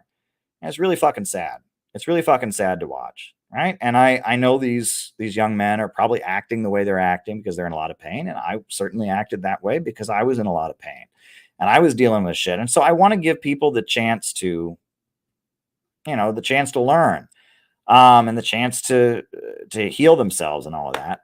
But in the meantime, I'm just telling you, I am at the point where I feel like 10 years ago, when the communist groups were all kind of fringe and hiding, to be out there and be like, yes, we're communists and we'll tell you all about why, would have been strategic, right? It would have, and that's why 10 years ago I was advocating you do it, because it would have gotten you attention. It would have been novelty. It would have been scandal. But nowadays there's plenty of people out there talking about being communists, and they're all really, really obnoxious. And the word, young people calling themselves communists is actually quite common now. Right? When I was young and I was doing it, it was quite rare. But now it's quite common for, especially young transgendered people to call themselves communists, which makes no sense given the history of communism, but whatever. Right? I mean, there's a whole, it's very common nowadays for 15, 20-year-olds to call themselves communists. But none of them really understand what the communist governments are doing. And the communist governments have also changed a lot too. And they're not like they were in the 20th century. They're not doing the Cultural Revolution. They're not doing totally state-run economies. They have market sectors. And, communism has changed a lot also. And so there's a lot of things that are wrong. And I'm at the point where I really have no need. I have really no need to try and win over the small minority of, I don't know what you want to call them, MAGA communists or whatever. Really, I see a lot of young men that have a lot to prove, that are really, really desperate for people to see, to respect their masculinity. They're trying to prove something to their fathers. And it's really, I hope they get better. I hope they learn, but it's not I can't help them. I can't deal with that.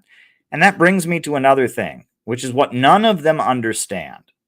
All right. This is what none of them understand this, right? And you don't have to be religious to understand this. I think there's a lot of people who weren't religious. I mean, Stalin pretty clearly understood this, and he was an atheist. I mean, some Russians believe he was a Christian, but according to the popular historical understanding, Stalin was an atheist, but he understood this. But this is some very old wisdom. This is from the Bible. Mark chapter 10:44. Whosoever wants to be first must be the slave of all. For even the Son of Man did not come to be served, but to serve, and to give his life as a ransom for many. Whoever wants to be first must be the slave of all. If you want to be a leader of an organization, you need to serve the people in that organization and empower them and find their skills and help them do things, right? Stalin is a great example, right? Stalin is a great example of this. The way that Stalin became very, very powerful as the leader of the Bolsheviks was that he was constantly finding people's strengths. Stalin was very, very good at finding what other people were good at. and empowering them to do it and pushing them to do it and encouraging them to do it. What did Stalin spend, almost his entire life doing during the 1930s? Going around giving people rewards. The Stakhanovich movement. He was going around, oh, this person worked really, really hard. Here's an award and here's a cash bonus for them. This person visiting factories, awarding other people. Right? And the history of the Bolshevik Party, Stalin was the guy who was always finding other skilled people and putting them to work. And they all were very loyal and impressed with Stalin because he was finding what they were good at and empowering them. Sam Marcy was not a Stalin supporter, came out of the Trotskyist movement. He gave a series of lectures towards the end of his life about the Stalin-Trotsky debate, where he admitted some of Trotsky's flaws and he praised some of the good things that Stalin had, some of the leadership skills. And Sam Marcy pointed out that Stalin was very, very good at finding people's skills and helping them discover their skills and pushing them to do what they were good at and encouraging people to achieve, other people to achieve. Real leaders are not great because of what they do. Real leaders are great because of what they help other people to do, what they push other people to do, what they enable other people to discover that they are capable of doing. Right? When you go to an anti-imperialist country and they talk about Fidel Castro, or they talk about Khomeini, or they talk about Kim Il-sung, they don't talk about, oh, he was great because he moved mountains. They talk about he was great because he encouraged us to do things we weren't capable of doing. Good point. Leaders recognize and appreciate talent, but it's more than that. Leaders find talent in other people. They find what other people are good at and they advance it. And that's what real leadership is. And people don't realize that. If anyone else is good at anything, it's a threat to them, right? If somebody else is good at something, that's embarrassing to them. That's showing them up. This is how these people think. It's sad and it's pathetic, and they're never going to lead anything real. I'm just telling you that, right? They're never going to lead anything real with that attitude. Right? They're sitting there. Oh, I'm the great important leader of the whatever. No, shut up. No, you're not. Right? Oh, I want, and I just see these young men that are all trying to prove something to their fathers. These young men that are all trying to show everyone their masculinity. And all, gloating on how important they are, giving themselves titles before they build a group. I mean, it's just a joke. Right. And it's sad, it's sad, but it is what it is. Right. And they don't want our help, and we're not going to give it to them. And on top of that, the word communist, unfortunately, I'm talking about myself, but the people that are attracted to that word are attracted to it for bad reasons. Right? And it took me my entire adult life to unlearn the feelings and the resentment and the alienation that originally attracted me to that word, and to understand that communist governments around the world aren't doing that. Communists in China are the most upstanding citizens. They're the highest achieving people, the people who go out and volunteer. They're just like, to be a communist in China is one of the highest honors. It means you're one of the most beloved, respected people in your community. It doesn't mean you're somebody who's mad at the world and wants revenge, right? And that everything that we understand is completely twisted around. And we're in a period where nothing makes any sense. But we're also in a period where our country's falling apart. And more people are worried about the future of their country. Are very, very worried about the future of their country. And there's a divide in the ruling class related to that. And the imperialist system is dying, and the East is rising because it has a planned economy and it doesn't have the radical individualism of the West. And the West is in decline, and there's a divide in the ruling class. And I've written entire books about this. I understand what's going on in the world, and Marxism has helped me to understand it. The economics of Marxism, Lenin's theory of imperialism, the tendency of the falling rate of profit, the problem of overproduction. All of this stuff has helped me understand what's going on in the world today. And Marxism was part of that journey. And I draw heavily from the Marxist understanding. I'm not a dialectical materialist. I believe in God. I do believe in willpower, the power of ideas. I believe there is spiritual power. But I do draw heavily from the Marxist economic theories, and I advocate socialism, a planned economy, an economy where the banks and the factories and the industries are organized to serve public good and not the profits of the wealthy few. And thus human creativity is unleashed on a scale that it has never been before. And I believe we have to get beyond imperialism, and that the defeat of imperialism will necessitate the development of 21st century socialism, some form of a socialist planned economy. So, in a way I've changed, in a way I haven't changed. My feelings have changed. My feelings have changed. My understanding of how to relate to other people has changed. My motivations have changed. And my understanding has deepened. But that said,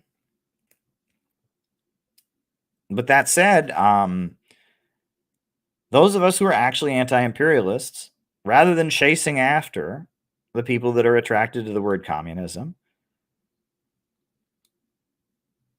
what we should be doing is we should be building a real anti-imperialist movement.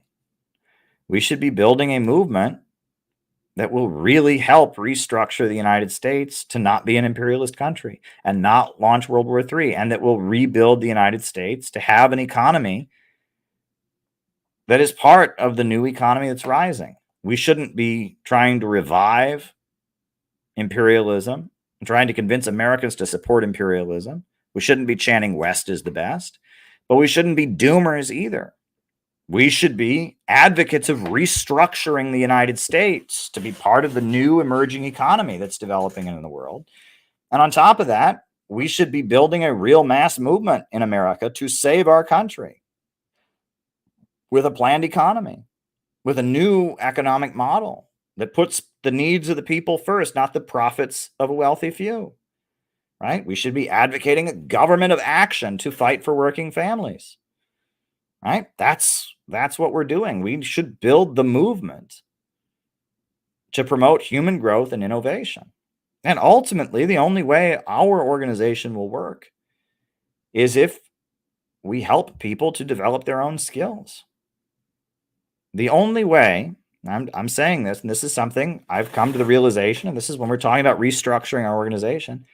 Ultimately, we need every active member of CPI to have their own project, to have their own place that they are creative, their own place that they take ownership of, right? CPI can't be a fandom of people who are just in awe of somebody, right? That's what all these stupid internet things are. They're fandoms, right? They're fandoms of one individual or another. For CPI to be a real organization, ultimately what we need is every member needs to have a piece of CPI that they built themselves, and we empower them to build. We support them to build it.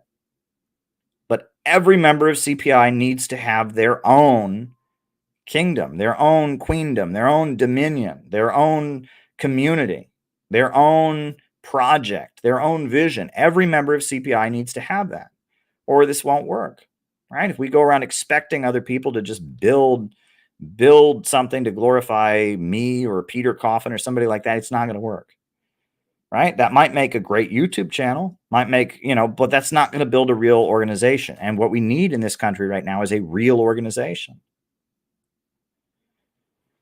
We need a real organization. And so we're going to have to become innovationists, in that we help every person to innovate.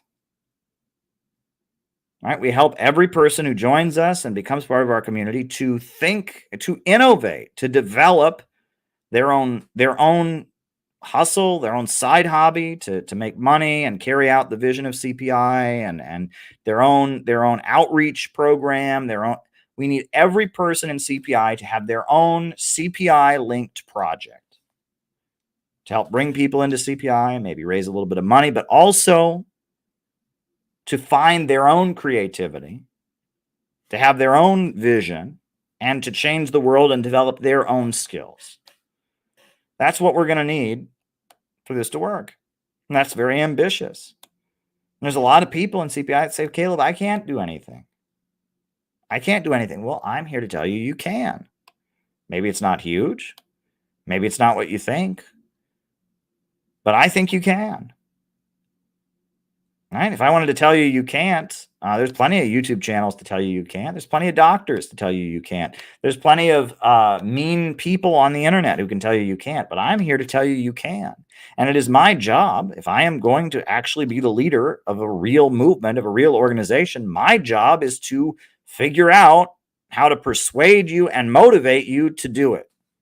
To do what you can to have your own success, your own vision, to discover your own creative power, to have your own project. That is my job. If this is going to be a real movement. Now, if this is just, going to be a fandom, I just get on here and talk every night. I write books, you buy them, whatever. But if this is going to be a real movement that really changes America, that really blossoms and flourishes, my job needs to be to help you to become a leader. We need to be an organization of leaders, not an organization of people who all want to sit there and go, I'm the leader and everyone's under me. No, you need to be a leader. I need to help you discover your own leadership skills. That's my job. And it might take me a while to figure out how to do this. Might not be an easy thing for me to do, but my job is to maximize your success. The more successful you are, the more of an upstanding citizen you are, the more clearly developed your ideas are, the more articulate you are, the better you are at networking with people, the better you are at building things, the better CPI is. You are the strength of CPI, right? And that we need to develop a model of organization. We need to transition to a model of organization where we are empowering people, where we are helping people discover their skills, and we become an organization that truly is a center for political innovation. We are innovationists. We need to help you to innovate because I got to tell you, the worst way of being is being a bitter person. It's the worst way to be. And I know many bitter people. I've encountered many bitter people. And they don't have dreams, and they don't have a vision. Often they have an abusive person in their life who makes fun of their visions and puts them down and tries to demotivate them. Often they're stuck in a job that is very degrading and dehumanizing, where they're not asked to be creative. They're just kind of an appendage to a machine. And they've got, they get kind of, put down if they ever have a good idea. And so their energy, they get into kind of a sad state of existence. And their only outlet is putting other people down or being jealous and resentful of people who have what they feel like they don't have, or making fun of people who have it less than them, right? Making fun of, somebody who they think isn't as good or looks bad, or, and that is the worst way to be. That is the worst way to be. You don't want to be a bitter person. Bitterness is an expression of a huge amount of inner pain. And what I see among a lot of younger people is I see the video game mindset. In a video game, there are only certain rules you can play by. There's only certain buttons you can push.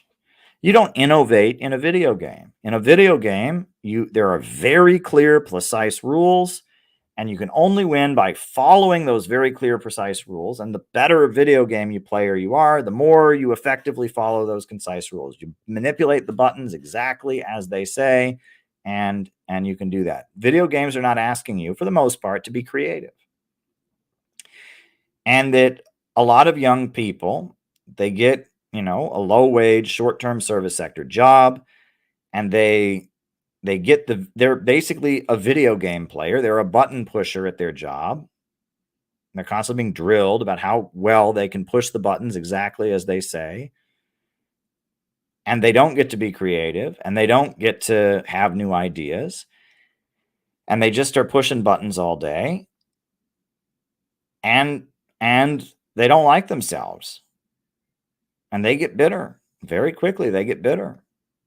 And they get jealous of people they feel like have it better. They get, they pick on people they view as, quote, less than them or not as good as them. They get into internet cancel culture. It goes in a very, very bad place. This demoralized place, this bitterness. When you don't access your creative power as a person, right? You don't access your creative power. And instead, you just get into this bitterness, right? And you're in this downward spiral where you don't access your creative power. You're just pushing buttons, and it just gets into a downward spiral. You don't want to be that. You don't want to be that. If you want to find happiness in this life, there are two ways that you can find happiness. Maybe there's others, but I know of two. The first way that you can find happiness is to love. To have genuine friendships, to have genuine connections with other people, to love, to experience human love and human connection. And the second way to find happiness is to build, to create, to build something, to create something, to design something, to alter the world around you and make it better. Those are the two ways you can find happiness that I know of. Now, there may be other ways you can find happiness. But if you want to experience happiness, love somebody, that includes God, right? So I asked, what about faith? That would be God. That would be God. Experience love and connection and build. And if you can do either of those things, you can find happiness. And if you don't do those things, I mean, you're not going to find happiness by using drugs. You're not going to find happiness in sexual promiscuity. You might find a temporary thrill or temporary joy, but you're not going to find happiness with using drugs. You're not going to find happiness in sexual promiscuity. You're not going to find happiness in hurting someone else or tearing somebody else down. If you want to find love, or if you want to find happiness, experience love and a human connection and build something, or do both. And the Center for Political Innovation exists for you to connect with other people, to make friends, to meet other people, and learn to work with other people and learn to have better relationships with people, and to build the organization, build our movement, but also develop your own project that is in line with the organization's goals. That is what we exist to do, and to work with other people in doing so and find human connection. We exist to provide you with the two things that can bring you happiness. That is why our organization exists. And if we are going to be a functional and effective organization, we are going to have to enable people to do these things. That is how we can exist as a group. And that's what the Center for Political Innovation exists to do. And one thing that we can do is we can talk about the World Land Bridge. We can talk about the Bering Strait Bridge. That's something we can do. We can push Donald Trump to build this bridge. We can say that it needs to be built because it'll boost the U.S. economy, and that Trump should build it to spite the Russia gators that are harassing him, the Russia haters, etc.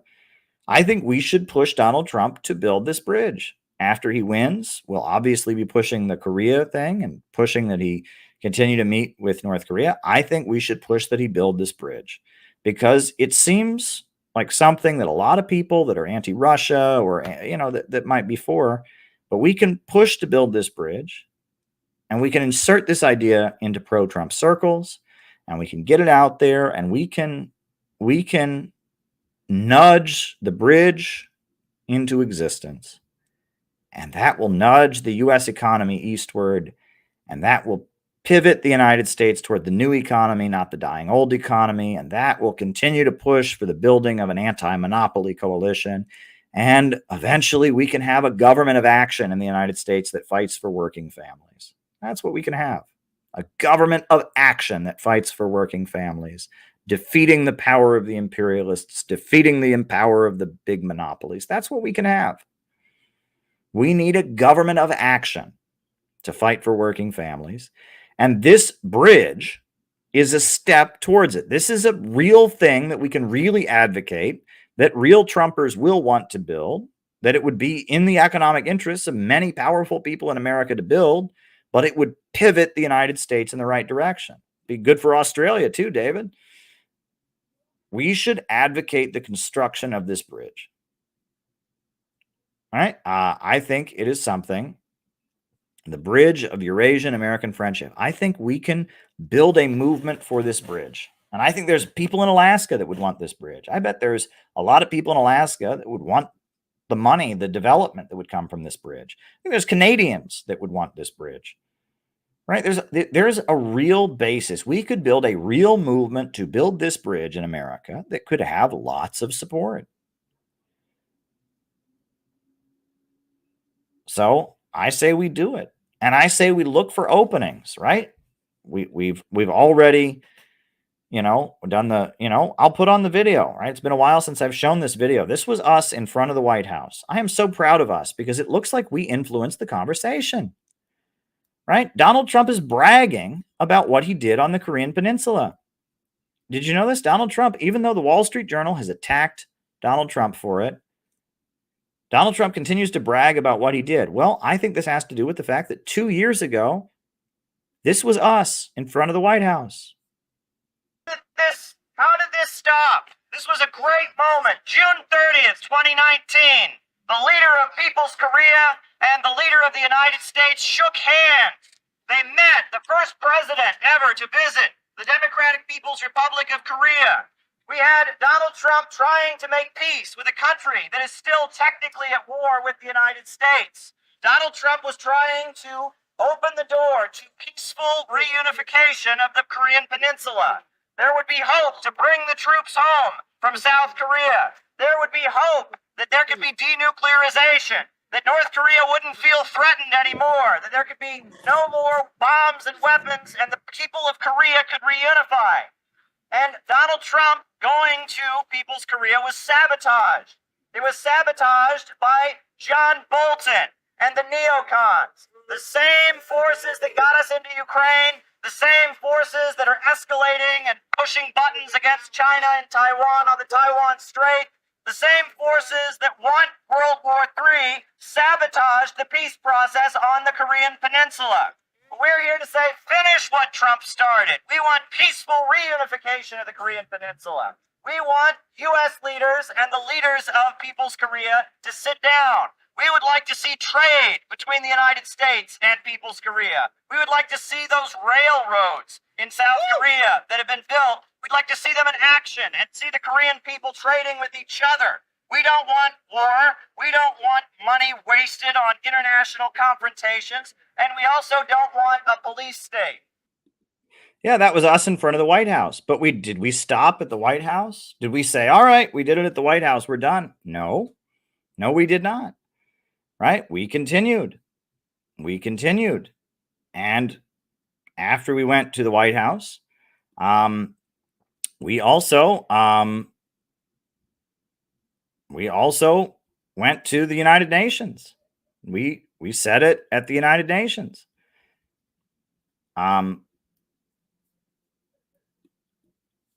With Russia, peace with China, peace with Russia, peace with China. It's time to stand for peace here at the United Nations. We are marching up to the religious rally. Russia and China are not our enemy. Peace with Russia. Peace with China. Peace with Russia. Peace with China. Peace with Russia. Peace with China. Peace with Russia. Peace with China. Peace with Russia. Peace with China. Peace with Russia. Peace with China. Peace with Russia. Peace with China. Peace with Russia. Peace with China. So next up, we'd like. Yeah. And we went to the United Nations, and I said it at the United Nations. I called for peaceful reunification of the Korean Peninsula at the United Nations. We went to the United Nations and we did it. And then what did we do? We went to Los Angeles. we went to Los Angeles and we had an event in Los Angeles for peaceful reunification of the Korean Peninsula. Saw that there was a 10 or 11-year-old girl in North Korea. She went by Yumi, and she started a YouTube channel. And this YouTube channel, I learned about it from CNN, because CNN ran an article about how scandalous it was. North Korean propaganda YouTube channel started by a 10-year-old girl. And they ran this scandalous piece about it. Well, I watched the channel. One of the videos is about her favorite popsicles, the popsicles she likes to eat. There's another video of her going fishing with her grandpa. There's another video of her going to the water park that she and her friends all like to go to. And CNN was like outraged. How dare YouTube allow this channel to exist? And they eventually took her YouTube channel down. And they took the YouTube channel down, and the reason that they gave for taking it down is they said that her YouTube channel had a, quote, positive bias toward North Korea. And I'm looking at this, I'm like, what was she supposed to do? Make a YouTube video about my country sucks? You know, I mean, it's like, this is ridiculous. And then some people say to me, well, Caleb, they're trying to say that North Korea is a paradise. They're trying to say North Korea is a paradise. That's propaganda. No, they're not trying to say North Korea is a paradise. What she's saying is that if there's a war, we're people too. That's what they're saying.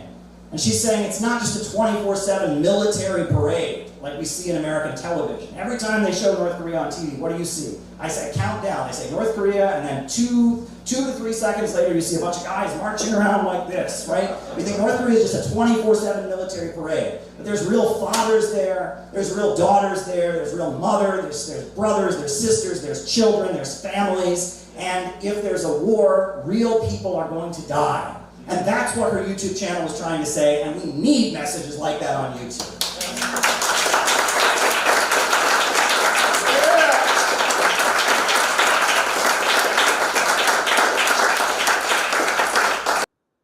Yeah. And so we had an event in Los Angeles for peaceful reunification of the Korean Peninsula. It was great. I'm glad we did it. We went to the UN. We went to the White House. And we did it in Los Angeles. And you know what? We're about to do it again in New York. Looks like coming up October 17th, we're having an event to support peaceful reunification of the Korean Peninsula in New York City. And you know what? We also did it at the Libertarian Party convention, right? We were passing out pamphlets. We were passing out pamphlets about peaceful reunification of the Korean Peninsula at the Libertarian Party convention. We had our growth pamphlet we distributed everywhere, right?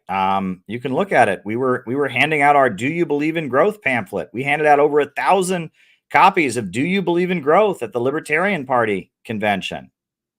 Small business owners that America does, and they treat their middle class. Got the last stack of them in the car. It's been going really, really well out there. A lot of sympathy. What did you guys hear?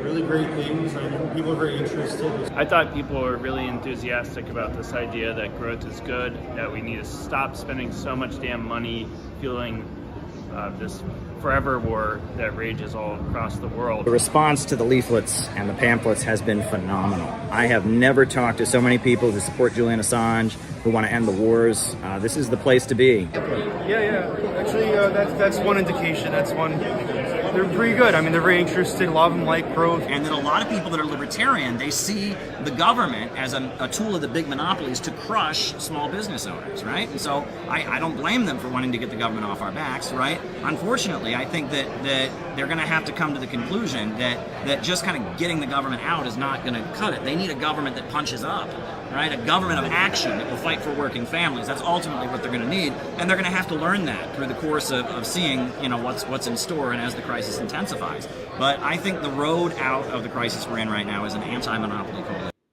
Yeah, and look what Trump said during his speech. I took on the military-industrial complex. I broke the stranglehold on neocons and warmongers on the Republican Party. And instead of war, I made peace in the Middle East, something nobody thought was possible, and dealt with Kim Jong-un of North Korea, where a nuclear war was guaranteed to start in a very short period of time if Hillary Clinton became president. I will have the horrible war between Russia and Ukraine settled, so we quit spending hundreds of billions of dollars to fight other people's wars, and so that we start immediately saving thousands and thousands of lives. And I am committed to restoring peace and restoring stability. And if you vote for me on day one, I will commute the sentence of Ross Ulbricht. Yeah, that's us. Right? That's the Center for Political Innovation. Look what I mean, we are doing an important job with our growth pamphlets, with our banner about peaceful reunification of the Korean Peninsula. We're doing real shit. Right? There's a lot of people talking on YouTube, getting a lot of retweets and all that. We're actually building a real movement. I can guarantee you none of those people at the Libertarian Party convention would ever have come across a video of me on YouTube. Unless maybe they watch RT. Maybe they saw me on RT. But other than that, they never would have seen it. But we went to them, right?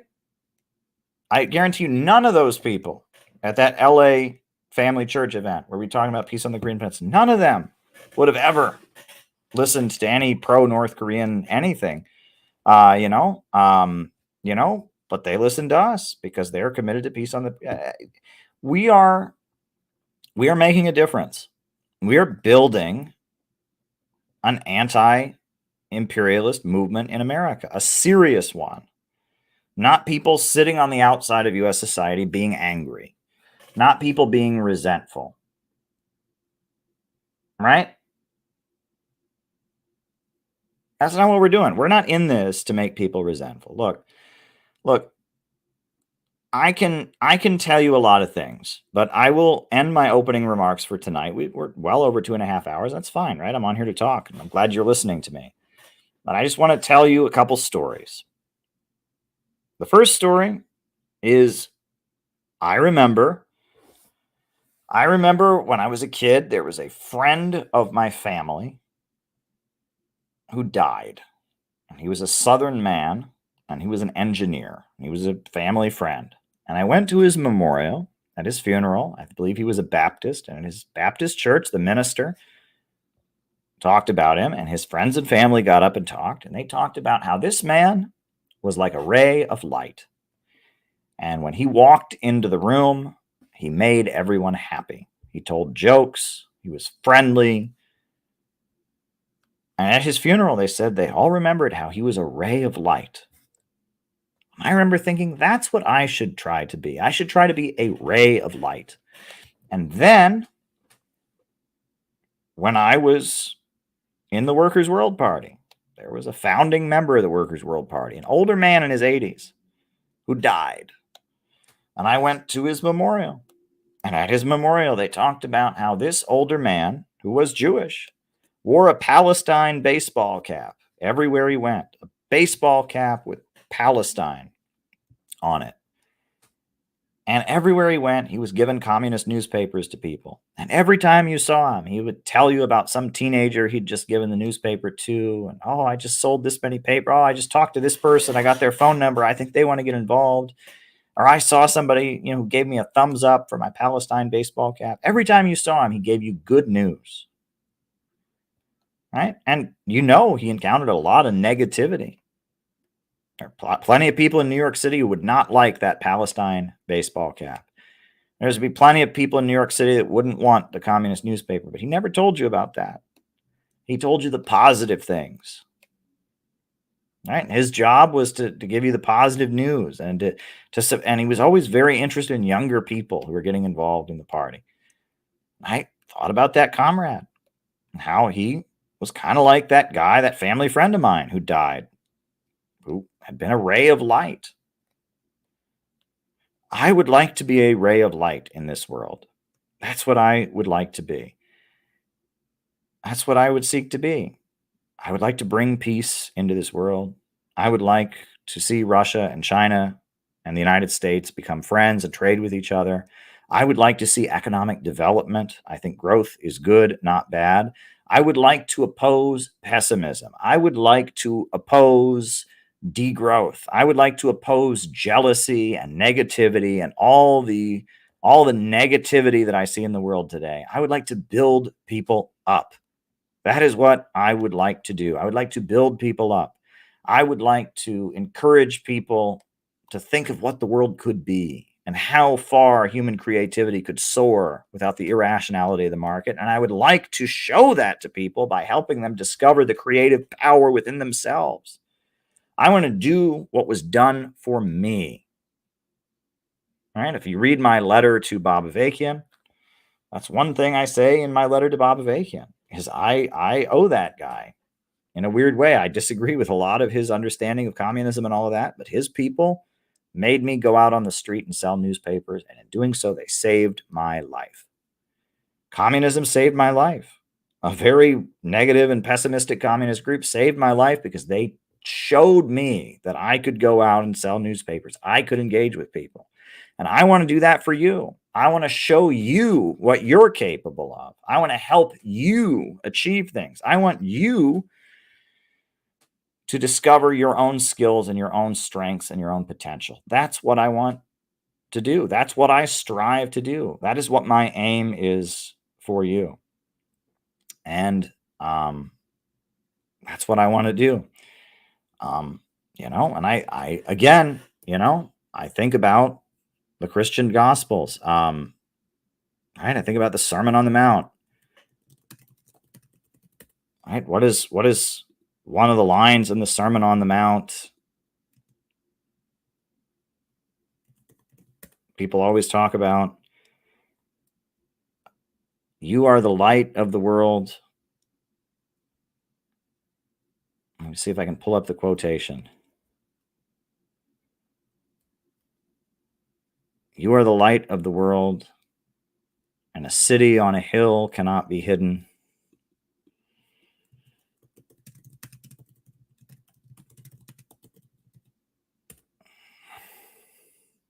Yeah, here we go.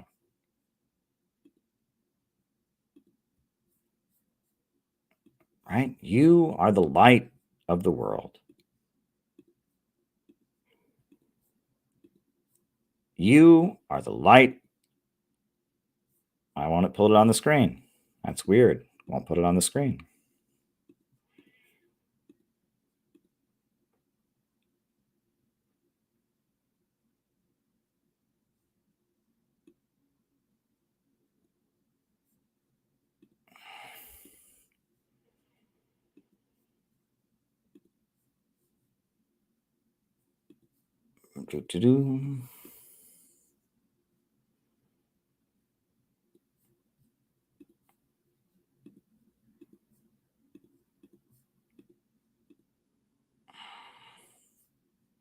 I don't know why it won't put it on the screen, but you are the light of the world, and a city on a hill cannot be hidden. And we're in this to bring light to the world, bring hope to people, bring optimism to people. That's what we're here to do. And that's what I'm in this to do. And that's, we all have limited time on this planet. You never know what could happen. But with our limited time, we should try to bring as much light into the world, as much encouragement, as much happiness into the world. That's what it means to be a good person. That's what it means to be a kind person, right? As you bring light into this world. You bring light into the dark world. You give people a reason to wake up in the morning. You give people hope and companionship and friendship. That's what it really means to be a human being. And that's what I seek to offer people. And those are my words for you tonight. I know that's my opening message for tonight. So we've got 6 super chats that I can answer. I don't see any Rumble rants to answer, but yeah. Why don't we do the roll call? Names and locations. I'll call you all out as I see you. Names and locations. Who is with us tonight? Names and locations. Who's with us? Who is with us? Who is with us tonight? Who is with us? Who is with us tonight? Names and locations. Jenny in Cincinnati. Rice in Adelaide, Australia. Philip Brooklyn in the house. Have you heard anything about Gaddafi's second son running for Libya this year? I have. Saif Gaddafi, quite popular leader. Barry in Utah. Jenny in Cincinnati. St. David's, Bermuda. Joe in North Carolina. Gabby in Chicago. Welcome. Denver, Colorado. Patch in Arizona. Blowy in Thailand. Good to meet you, Blowy. Mariah in North Carolina. Happy Sunday. Well, happy Sunday to you, Mariah. Alex in Brazil is with us. Welcome, Alex. Ryan in Kansas City. Welcome, welcome, welcome. Good to have you with us. Names and locations. Names and locations. I will call you all out as I see you. Hello from Seymour, Australia. Welcome, Seymour. Nishanth in Illinois. Welcome, Nishanth. Anthony in Detroit. Patrick in Maine. Welcome, welcome, welcome. Names and locations. Deb in Napa. Deborah. Welcome. Bendigo, Australia. David Fox. Welcome, welcome, welcome. Good to have you with us. Good to have you with us. Names and locations. Names and locations. Names and locations.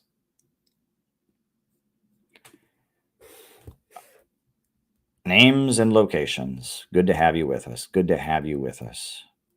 Alexander in Norway. Welcome, welcome, welcome. Devin of West Virginia. Tijuana, Mexico. Welcome, Devin. Good to have you with us. Good to have you with us. Names and locations. Names and locations. Anybody else? Names and locations. Names and locations. Good to have you with us. Names and locations. Names and locations. If not, I will start answering the questions that people have got.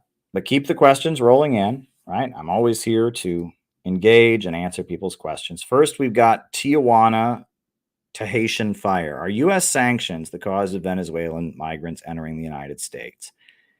I would normally say yes, but in this case, I'm going to say no, right?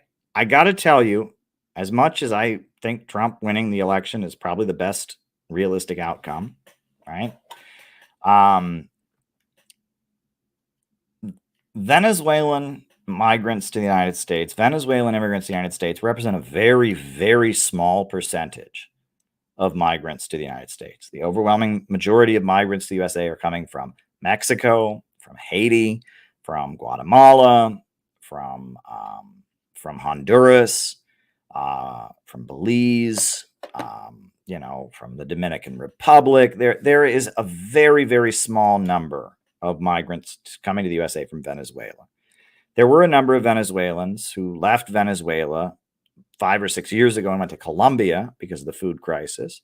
Many of them have actually gone back. The media is not covering that. And there are many anti-communist right-wing Venezuelans who have fled to Miami, and they don't live in poverty, and they come with papers, right? They come as like exiles from the Venezuelan government. They're not asylum seekers. They're like wealthy folks generally. There's plenty of Venezuelans in Miami who hate the Venezuelan government. But lately in the news, I've noticed that a lot of the incidents involving asylum seekers who have come to the United States or people who have come to the United States on the border seeking asylum, a lot of the incidents where they mess up a hotel or what do they do? They kick a veteran out of a hotel. They kick a bunch of veterans out of a hotel and put them in, or they go someplace and vandalize. A lot of the immigrants who are doing things that make headlines, that make conservatives very angry, tend to be Venezuelan. And that's odd. That's very, very odd, because the majority of people fleeing to the United States at the border are not Venezuelan. And the majority of Venezuelans who come here don't flee at the border. They're legally allowed to enter because they're fleeing communism and they're working with the United States against the Venezuelan government. So something is very, very odd about these Venezuelan immigrants who keep making trouble. And I don't know what's what. What I do know, though, is that the Venezuelan opposition, the people that oppose Nicolas Maduro and the United Socialist Party of Venezuela, tend to be very, very close to the Republican Party. Marco Rubio, the Miami Cuban crowd, and they're a very, very important constituency for the Republicans.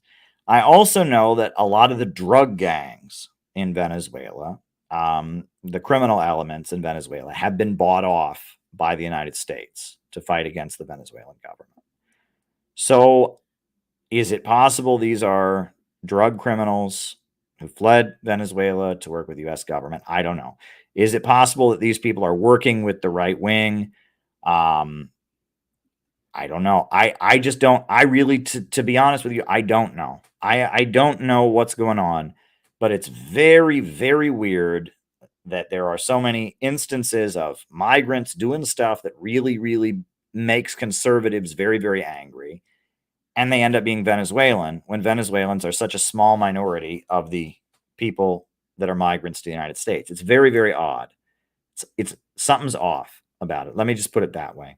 And it doesn't match, right? And that's all I can really say about it. But as far as the sanctions being the cause, I mean, there were a lot of Venezuelans who fled because of the sanctions 5 or 6 years ago, but things in Venezuela have actually gotten a lot better. Iran is now giving food to Venezuela. There's Iranian Persian supermarkets in Venezuela. It's not what it once was. During the last years of Obama, that was like the peak of how bad it was. That's when they didn't have food, they didn't have toilet paper because Obama turned up all the screws because Hugo Chavez died. And Hugo Chavez was the charismatic leader of the revolution, the military leader who led the transition to socialism. He died from cancer. And there was a lot of division in the United Socialist Party. And so the new leader, Maduro, came in, and that's when the USA turned up the screws because they were convinced that they could bring down socialism in Venezuela. And the oil prices dropped. So the Venezuelan state revenue, remember Barack Obama starting in 2014, he worked with Saudi Arabia to drop the oil prices. There was a dramatic oil price drop, and then the USA put all the screws into Venezuela, and they created a crisis in Venezuela. And that crisis things have gotten a lot better, right? And now Venezuela, they're trading with Iran. Iran is helping them develop their oil industry. Iran is giving them food, and there's Russian and Chinese support for Venezuela has increased, and Venezuela is much more secure than it was before, and they're much better off. I was in Venezuela in 2015 when it was very bad, mind you, during the height of the sanctions. I was there during the 2015 election in December of 2015 when the Venezuelan United Socialist Party lost control of the parliament. I was there. I was a witness to it. I was an election observer, went to the voting booths, I saw it. So, I just got to tell you that it's not that's not the main cause. So yeah, there you go. All right. Next question. If we want to make a difference in this society, we should also change within mentally, emotionally, and physically. Not easy, but necessary. Yeah. Again, being a revolutionary is a journey of self-improvement. We have to do better. And you will get better by doing outreach, by meeting new people, by engaging with people, by learning the ideas so well you can effectively teach them to other people, right? We got to learn it ourselves. Right. And that's why we're having classes. That's why we're doing outreach. Right. We have got a responsibility. We have to improve ourselves to improve other people. So, yeah, there you go. There you go. The most depressing thing is having a full-time job and still going to food pantries. That is such a crime. This is the reality of a lot of us in the United States. People here seek escapism. Yeah. How is this? Right? I mean, people are working long hours and still can't afford to pay their bills, still can't afford to pay their mortgage. And Kamala Harris can't even answer questions about it on the news. And she wants to be president. It's a nightmare. All right. The economy Bidenomics is not working. Things are not getting better in this economy. Conditions are getting worse. People are struggling. And the only answer is we got to organize. We got to organize. Right? There's an old Joe Hill song. Conditions, they are bad, and some of you are sad. We cannot see our enemy, the class that lives in luxury. We working men are poor, will be forevermore, as long as we permit the few to guide our destiny. Why must we be slaves and work for wages? It is outrageous, has been for ages. Let the wealth of the world belong to toilers, and not to spoilers of liberty. The ruling class is small, but they have lots of gall. When we unite to win the fight, when we resist, they'll lose their might. There is no middle ground. The fight must we run round to victory for liberty. Our class is marching on. Why must we be slaves and work for wages? It is outrageous, has been for ages. Let the wealth of the world belong to toilers, and not to spoilers of liberty. Yeah, that's Joe Hill. That's the Joe Hill song you don't hear as much. Let me see if I can find a professional version of that song, right?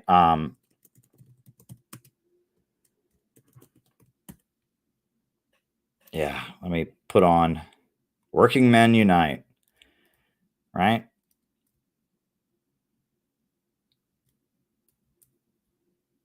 Here we go.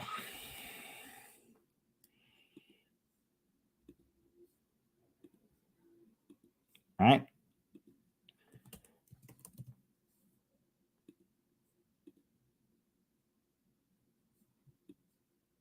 Okay.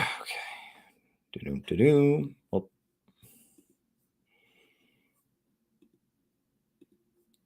Indeed. Who doesn't love a good shanty? All right. I'm trying to download a version of this song I can play. Hold on. Hold on tight. Do-do-do.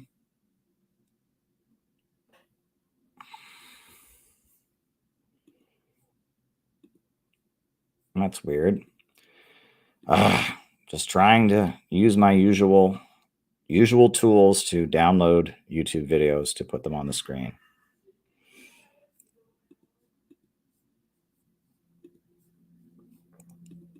Okay, hold on.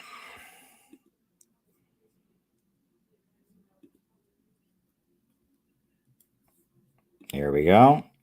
Oh, here it is. Here it is. All right. Working Men Unite. Here we go.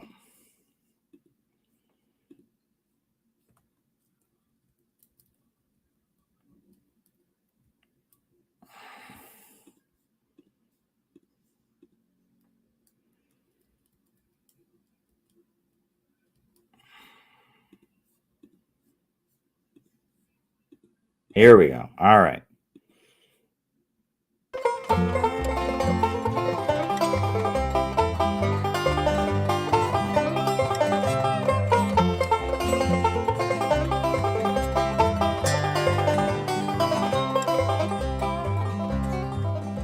Conditions, they are bad, and some of you are sad.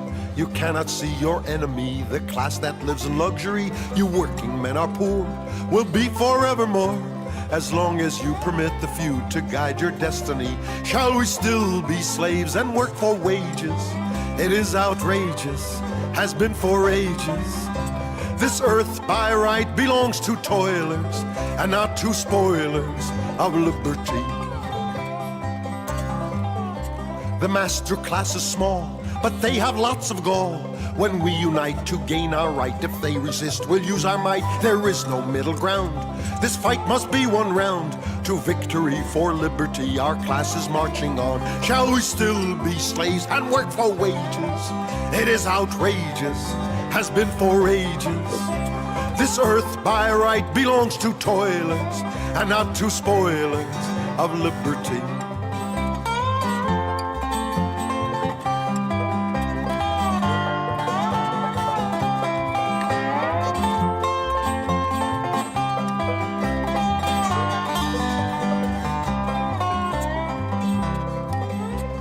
Working men unite, we must put up a fight to make us free from slavery and capitalistic tyranny. This fight is not in vain. We've got a world to gain. Will you be a fool, a capitalist tool, and serve your enemy? Shall we still be slaves and work for wages? It is outrageous, has been for ages. This earth by right belongs to toilers and not to spoilers of liberty. There you go. There you go. Definitely learned not to be around yes people.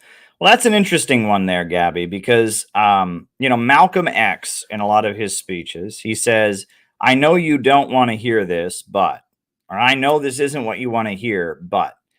And that's how Malcolm X is showing people that he is sincere, because, he's saying things that people are uncomfortable with. He's saying things that his audience maybe doesn't want to hear, but needs to hear, right? And that if someone's really your friend, they will be honest with you, and they'll tell you if there's areas you could improve. If there's mistake, if they see you making a mistake, they'll try to stop you, right? That's what a real friend would do for you. But it's hard to find a real friend.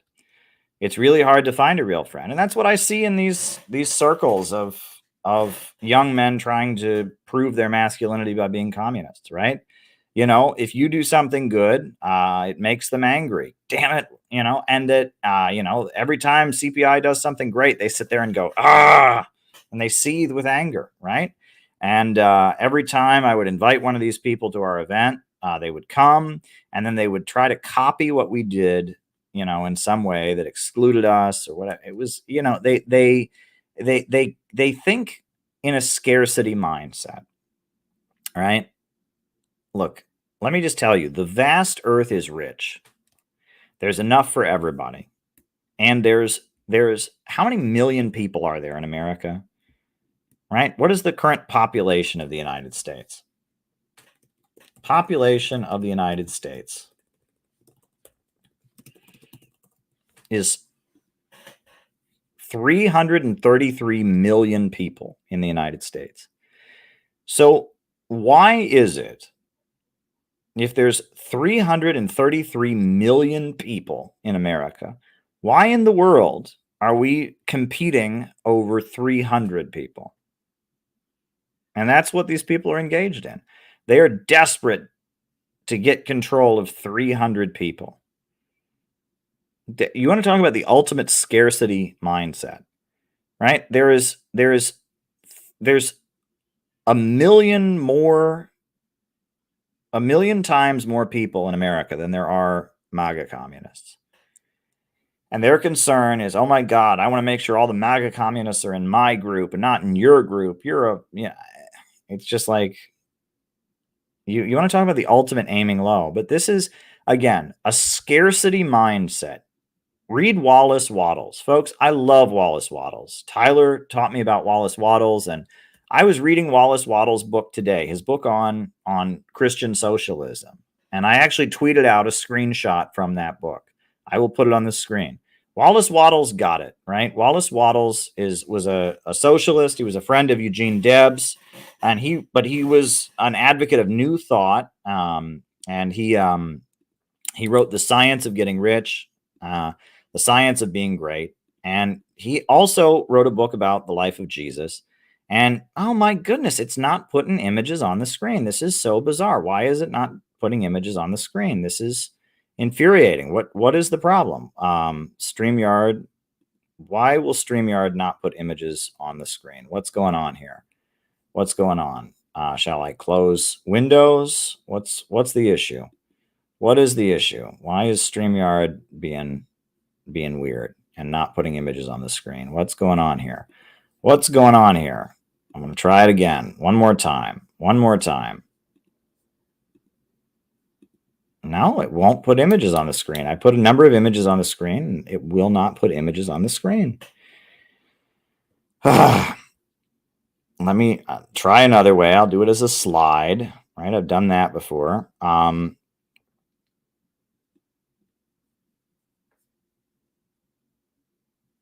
right, so we'll export it as a PDF.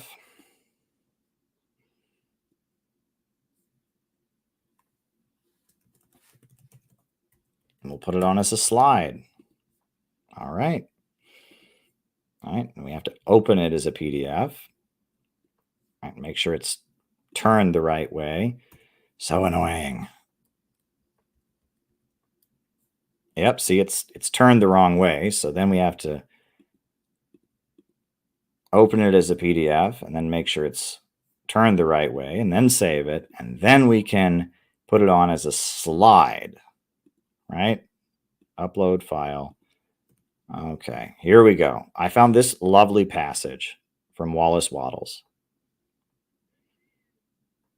Oh, no, it's not showing this. Oh, nope. Here it is. Okay. Now, can you imagine a state of society in which the good thing I do for myself shall be done for you also? I spoke one night in Chicago, and at the close, I got on a streetcar and stood beside a girl who had been one of the listeners, and she spoke to me. "Mister," she said, "I heard your speech and I liked it very much. I am only a poor, ignorant girl, but I've thought of these things, and the world as it is reminds me of one of these big jack screws they lift up buildings with.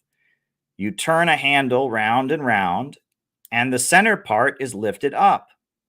So it seems as though we poor folks are at the handle. We go round forever and never get any higher. We are always in the same place. We go round to lift somebody else. And I thought it might be fixed like one of those winding staircases, so that as we all went round, we might go up together. And the work we all do would help us all. And if a few people didn't get quite so high, someday we would all come to the top together, and that would be better for us all. And I thought that if I had the power, I would make all the college professors, preachers, and teachers go and sit at the poor girl's feet and learn a little political economy." That's Wallace Wattles. That's why I love Wallace Wattles. He was a socialist agitator and an optimist. Right? He wrote The Science of Getting Rich. He wrote The Science of Being Great, The Science of Being Healthy. And he also wrote this, this is from his lecture, Jesus, the Man and His Works, where he talks about Jesus being an advocate of the oppressed and the poor. And he talks about that. I thought that was a beautiful passage, just an absolutely beautiful passage from his lecture. And she's not saying she wants to punish the rich people and make them poor. She wants to reorganize the economy so we can all get wealthy from the work that we all do, right? He starts it out. Can you imagine a state of society in which the good thing I do for myself shall be done for you also? Imagine that. A society where one person doing well lifts up everybody, where rather than people gaining at others' expense, we unleash the creative power of everybody. I think it's a beautiful, beautiful, beautiful story. So there we go. All right. Mike Gravel wanted to build that bridge. That's true. Mike Gravel was an interesting guy. He was from Alaska. That might have been why. Mike Gravel was a U.S. senator from Alaska who read the Pentagon Papers into the record. And then he ran in 2008 in the Democrat primary against Barack Obama. That was kind of neat. And he went to Iran, and he was close to Ramsey Clark and other people. He was an interesting character. He kind of came out of political obscurity in 2008 to become like an anti-war voice, an anti-war Democrat, right?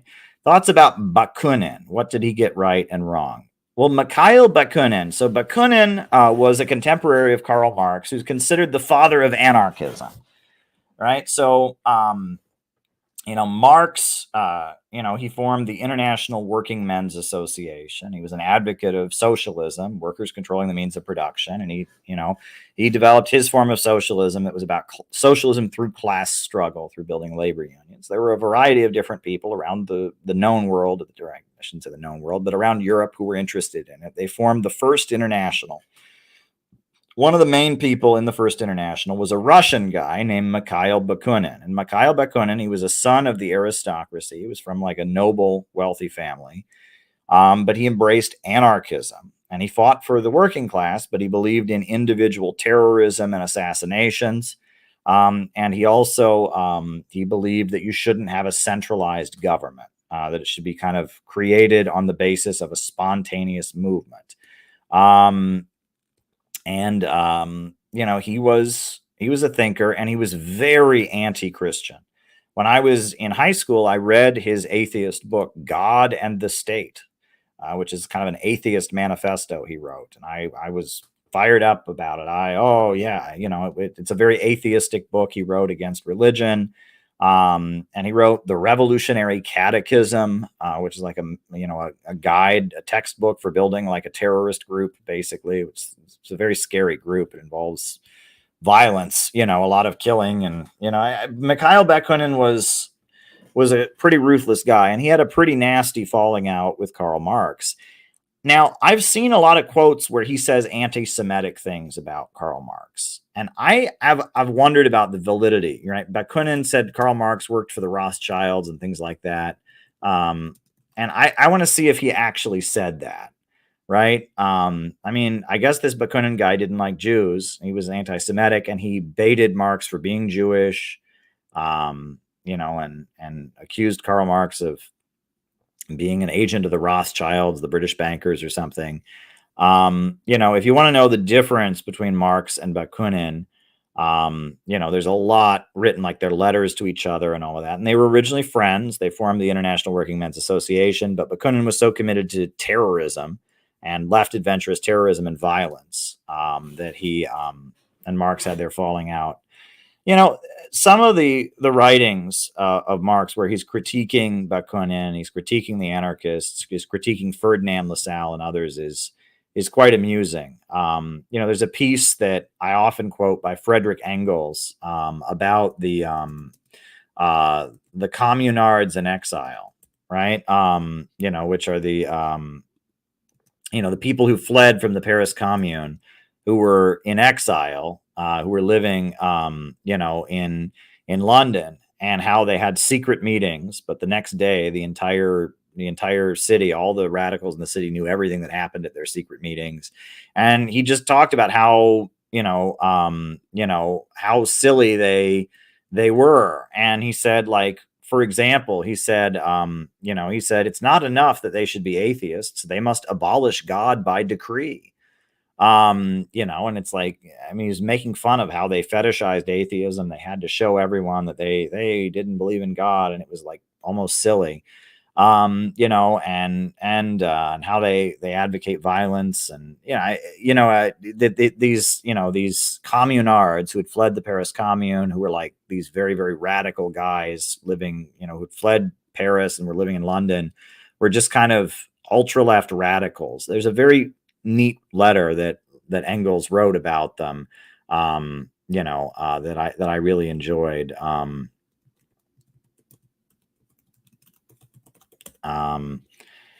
If I can find that letter, I found it to be very amusing because it kind of reminded me, I mean, it was like they were, the program of the Blancist fugitives from Paris. Here it is.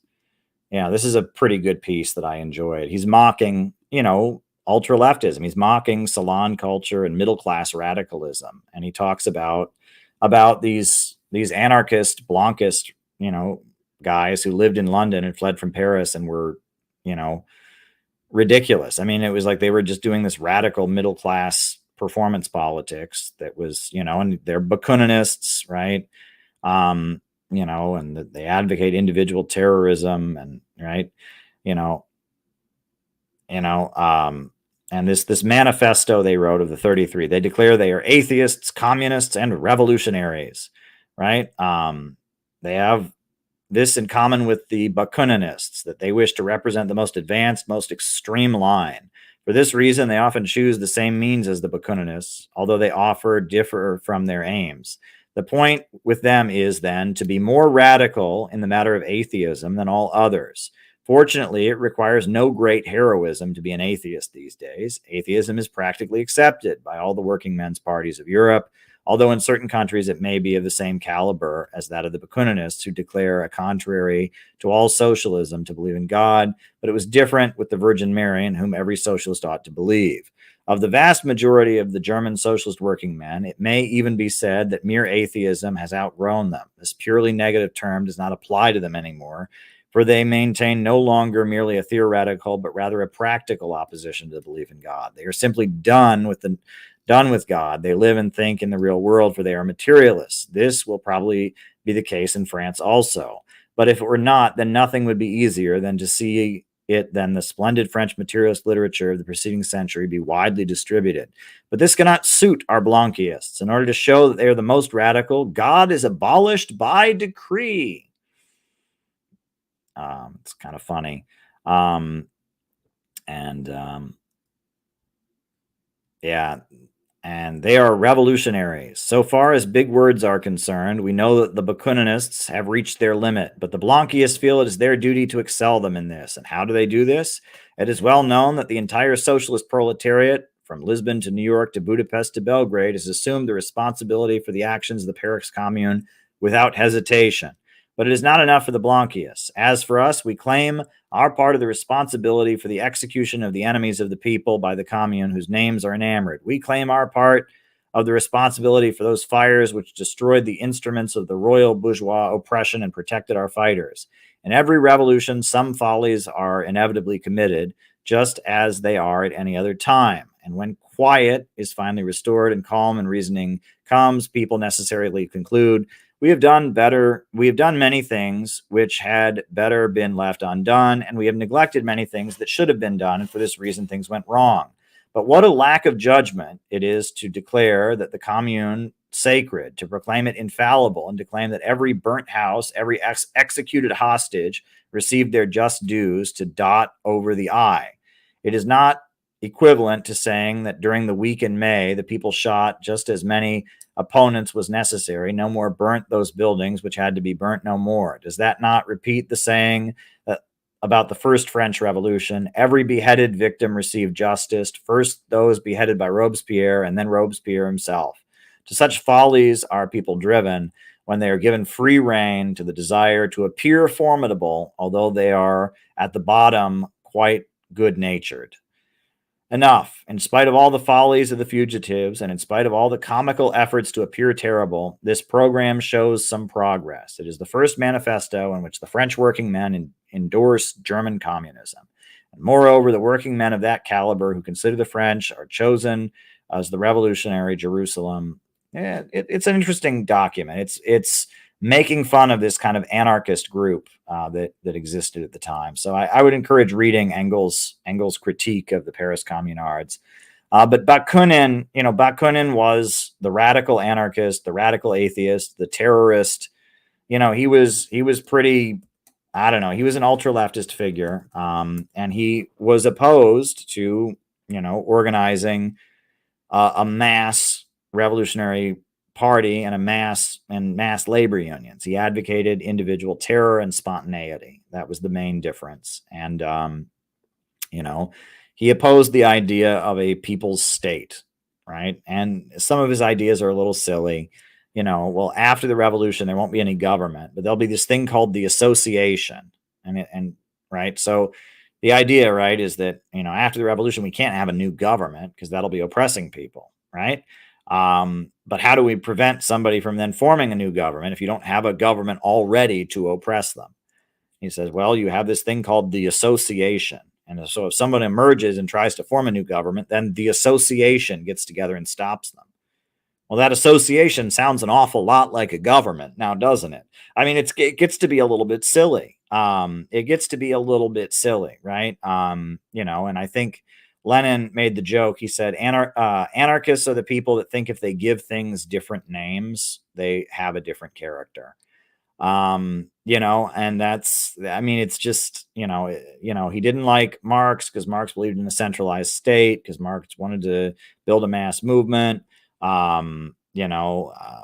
It's pretty silly. So yeah, there you go. Just a small token of appreciation. Well, thank you, Alexander. I do appreciate it. I'm on here every night, doing the best I can. I'll be on here. Right? We gotta raise the alarm. Gotta do the best we can. Can you comment on why the United States seems to engage in so many wars for resources? Aha! While we have so many untapped resources in our country. Because we're not raging in wars for resources, we are engaging in wars for the profits to be made from those resources. And this is very important.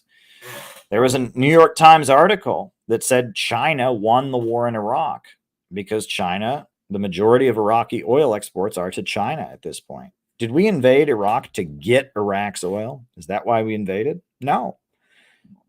We invaded and destroyed Iraq to remove them from the oil markets. Iraqi oil exports are about 10% of what they were before. And all the people who were buying oil from Saddam Hussein's independent Ba'athist government that was competing with Western imperialism are now buying it from ExxonMobil, BP, Shell, and Chevron, or from Saudi Arabia. Right? Libya, right? Libya was the top oil exporting country, and the USA invaded and bombed the country and destroyed it. And now their oil exports are about 10%, right? And the USA didn't go there to get their oil. The USA went there to remove their oil from the market, to clear out the market.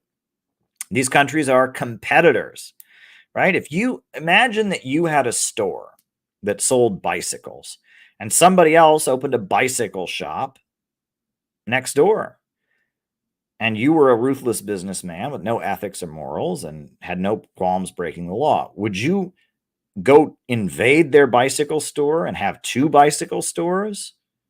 No, you'd blow up their bicycle store. So everyone had to buy bicycles from you. So you were the only store on the block. And that's what the USA did, right? The USA sells lots of oil, and the US oil companies dominate oil, not just in the United States, but in Nigeria. They dominate Saudi Arabia. They dominate the global oil markets. Well, Iraq is a country that is independent of them and sells lots of oil. It's their competitor. So they blew it up. And now everyone who has to buy it, would have bought oil from Iraq, buys it from them, right?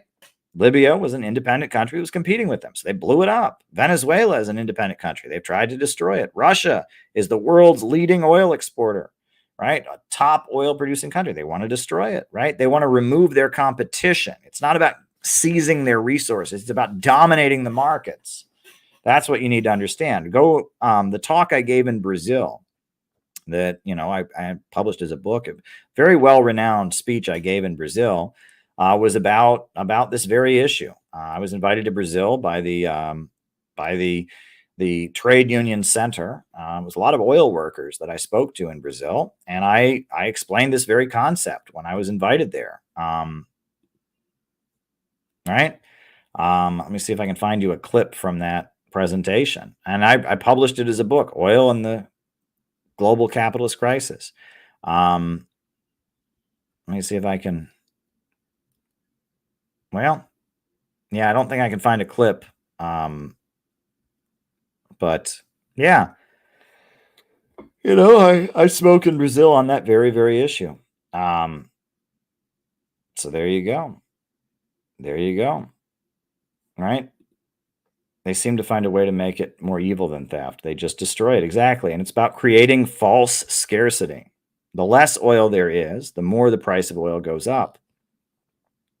Right? That's the other dirty reality, right? So if the oil prices, I remember after the USA invaded Iraq, oil prices were higher than they'd ever been, $120 a barrel. And a lot of people have said, well, I thought we invaded Iraq to get their oil. Well, no, we didn't. We invaded Iraq and there was a shortage of oil on the market because a major oil producing country was destroyed, and it drove the oil prices up higher than ever. And profits on oil, supply and demand, the less of something there is out there, the more money you can make on it. And under the Bush administration, you had the highest oil prices in history because they blew up one oil exporting country, Iraq. They put sanctions on another oil exporting country, Iran. Nigeria was having all kinds of oil workers strikes and all kinds of stuff. So the Nigerian oil markets were shut down. And there was a huge amount of scarcity, and the oil prices were higher than they'd been in decades. I mean, they'd ever been. It was like $120 a barrel at that point. And your competitor is blown up. There's a scarcity on the market, and you what you have is worth way, way more. And that's how these things work. They want profits. They want to dominate the global economy. Right? They want to make super profits. They want to beat out their competitors. That's what it's about. Right? And it's not simply a matter of getting their resources. Like you go and plunder, you break into someone's house and steal stuff. It's not that simple. Right? It's about dominating the market and maximizing profits. That's the main thing. All right, folks. Well, listen, it's almost 1:30 a.m. here in New York City. So I am going to say good night for now, but it's been a pleasure. It has been an absolute pleasure. And I will be back tomorrow, if not the next day, but I'll probably be back tomorrow. Don't know why I wouldn't be. Here we go. New upsurge in the struggle against U.S. imperialism is now emerging throughout the world. Ever since World War II, U.S. imperialism and its followers have been continuously launching wars of aggression. But the people of various countries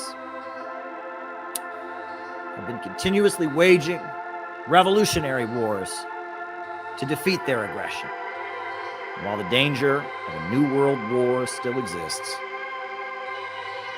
and the people of all countries must get prepared, revolution is the main trend in the world today.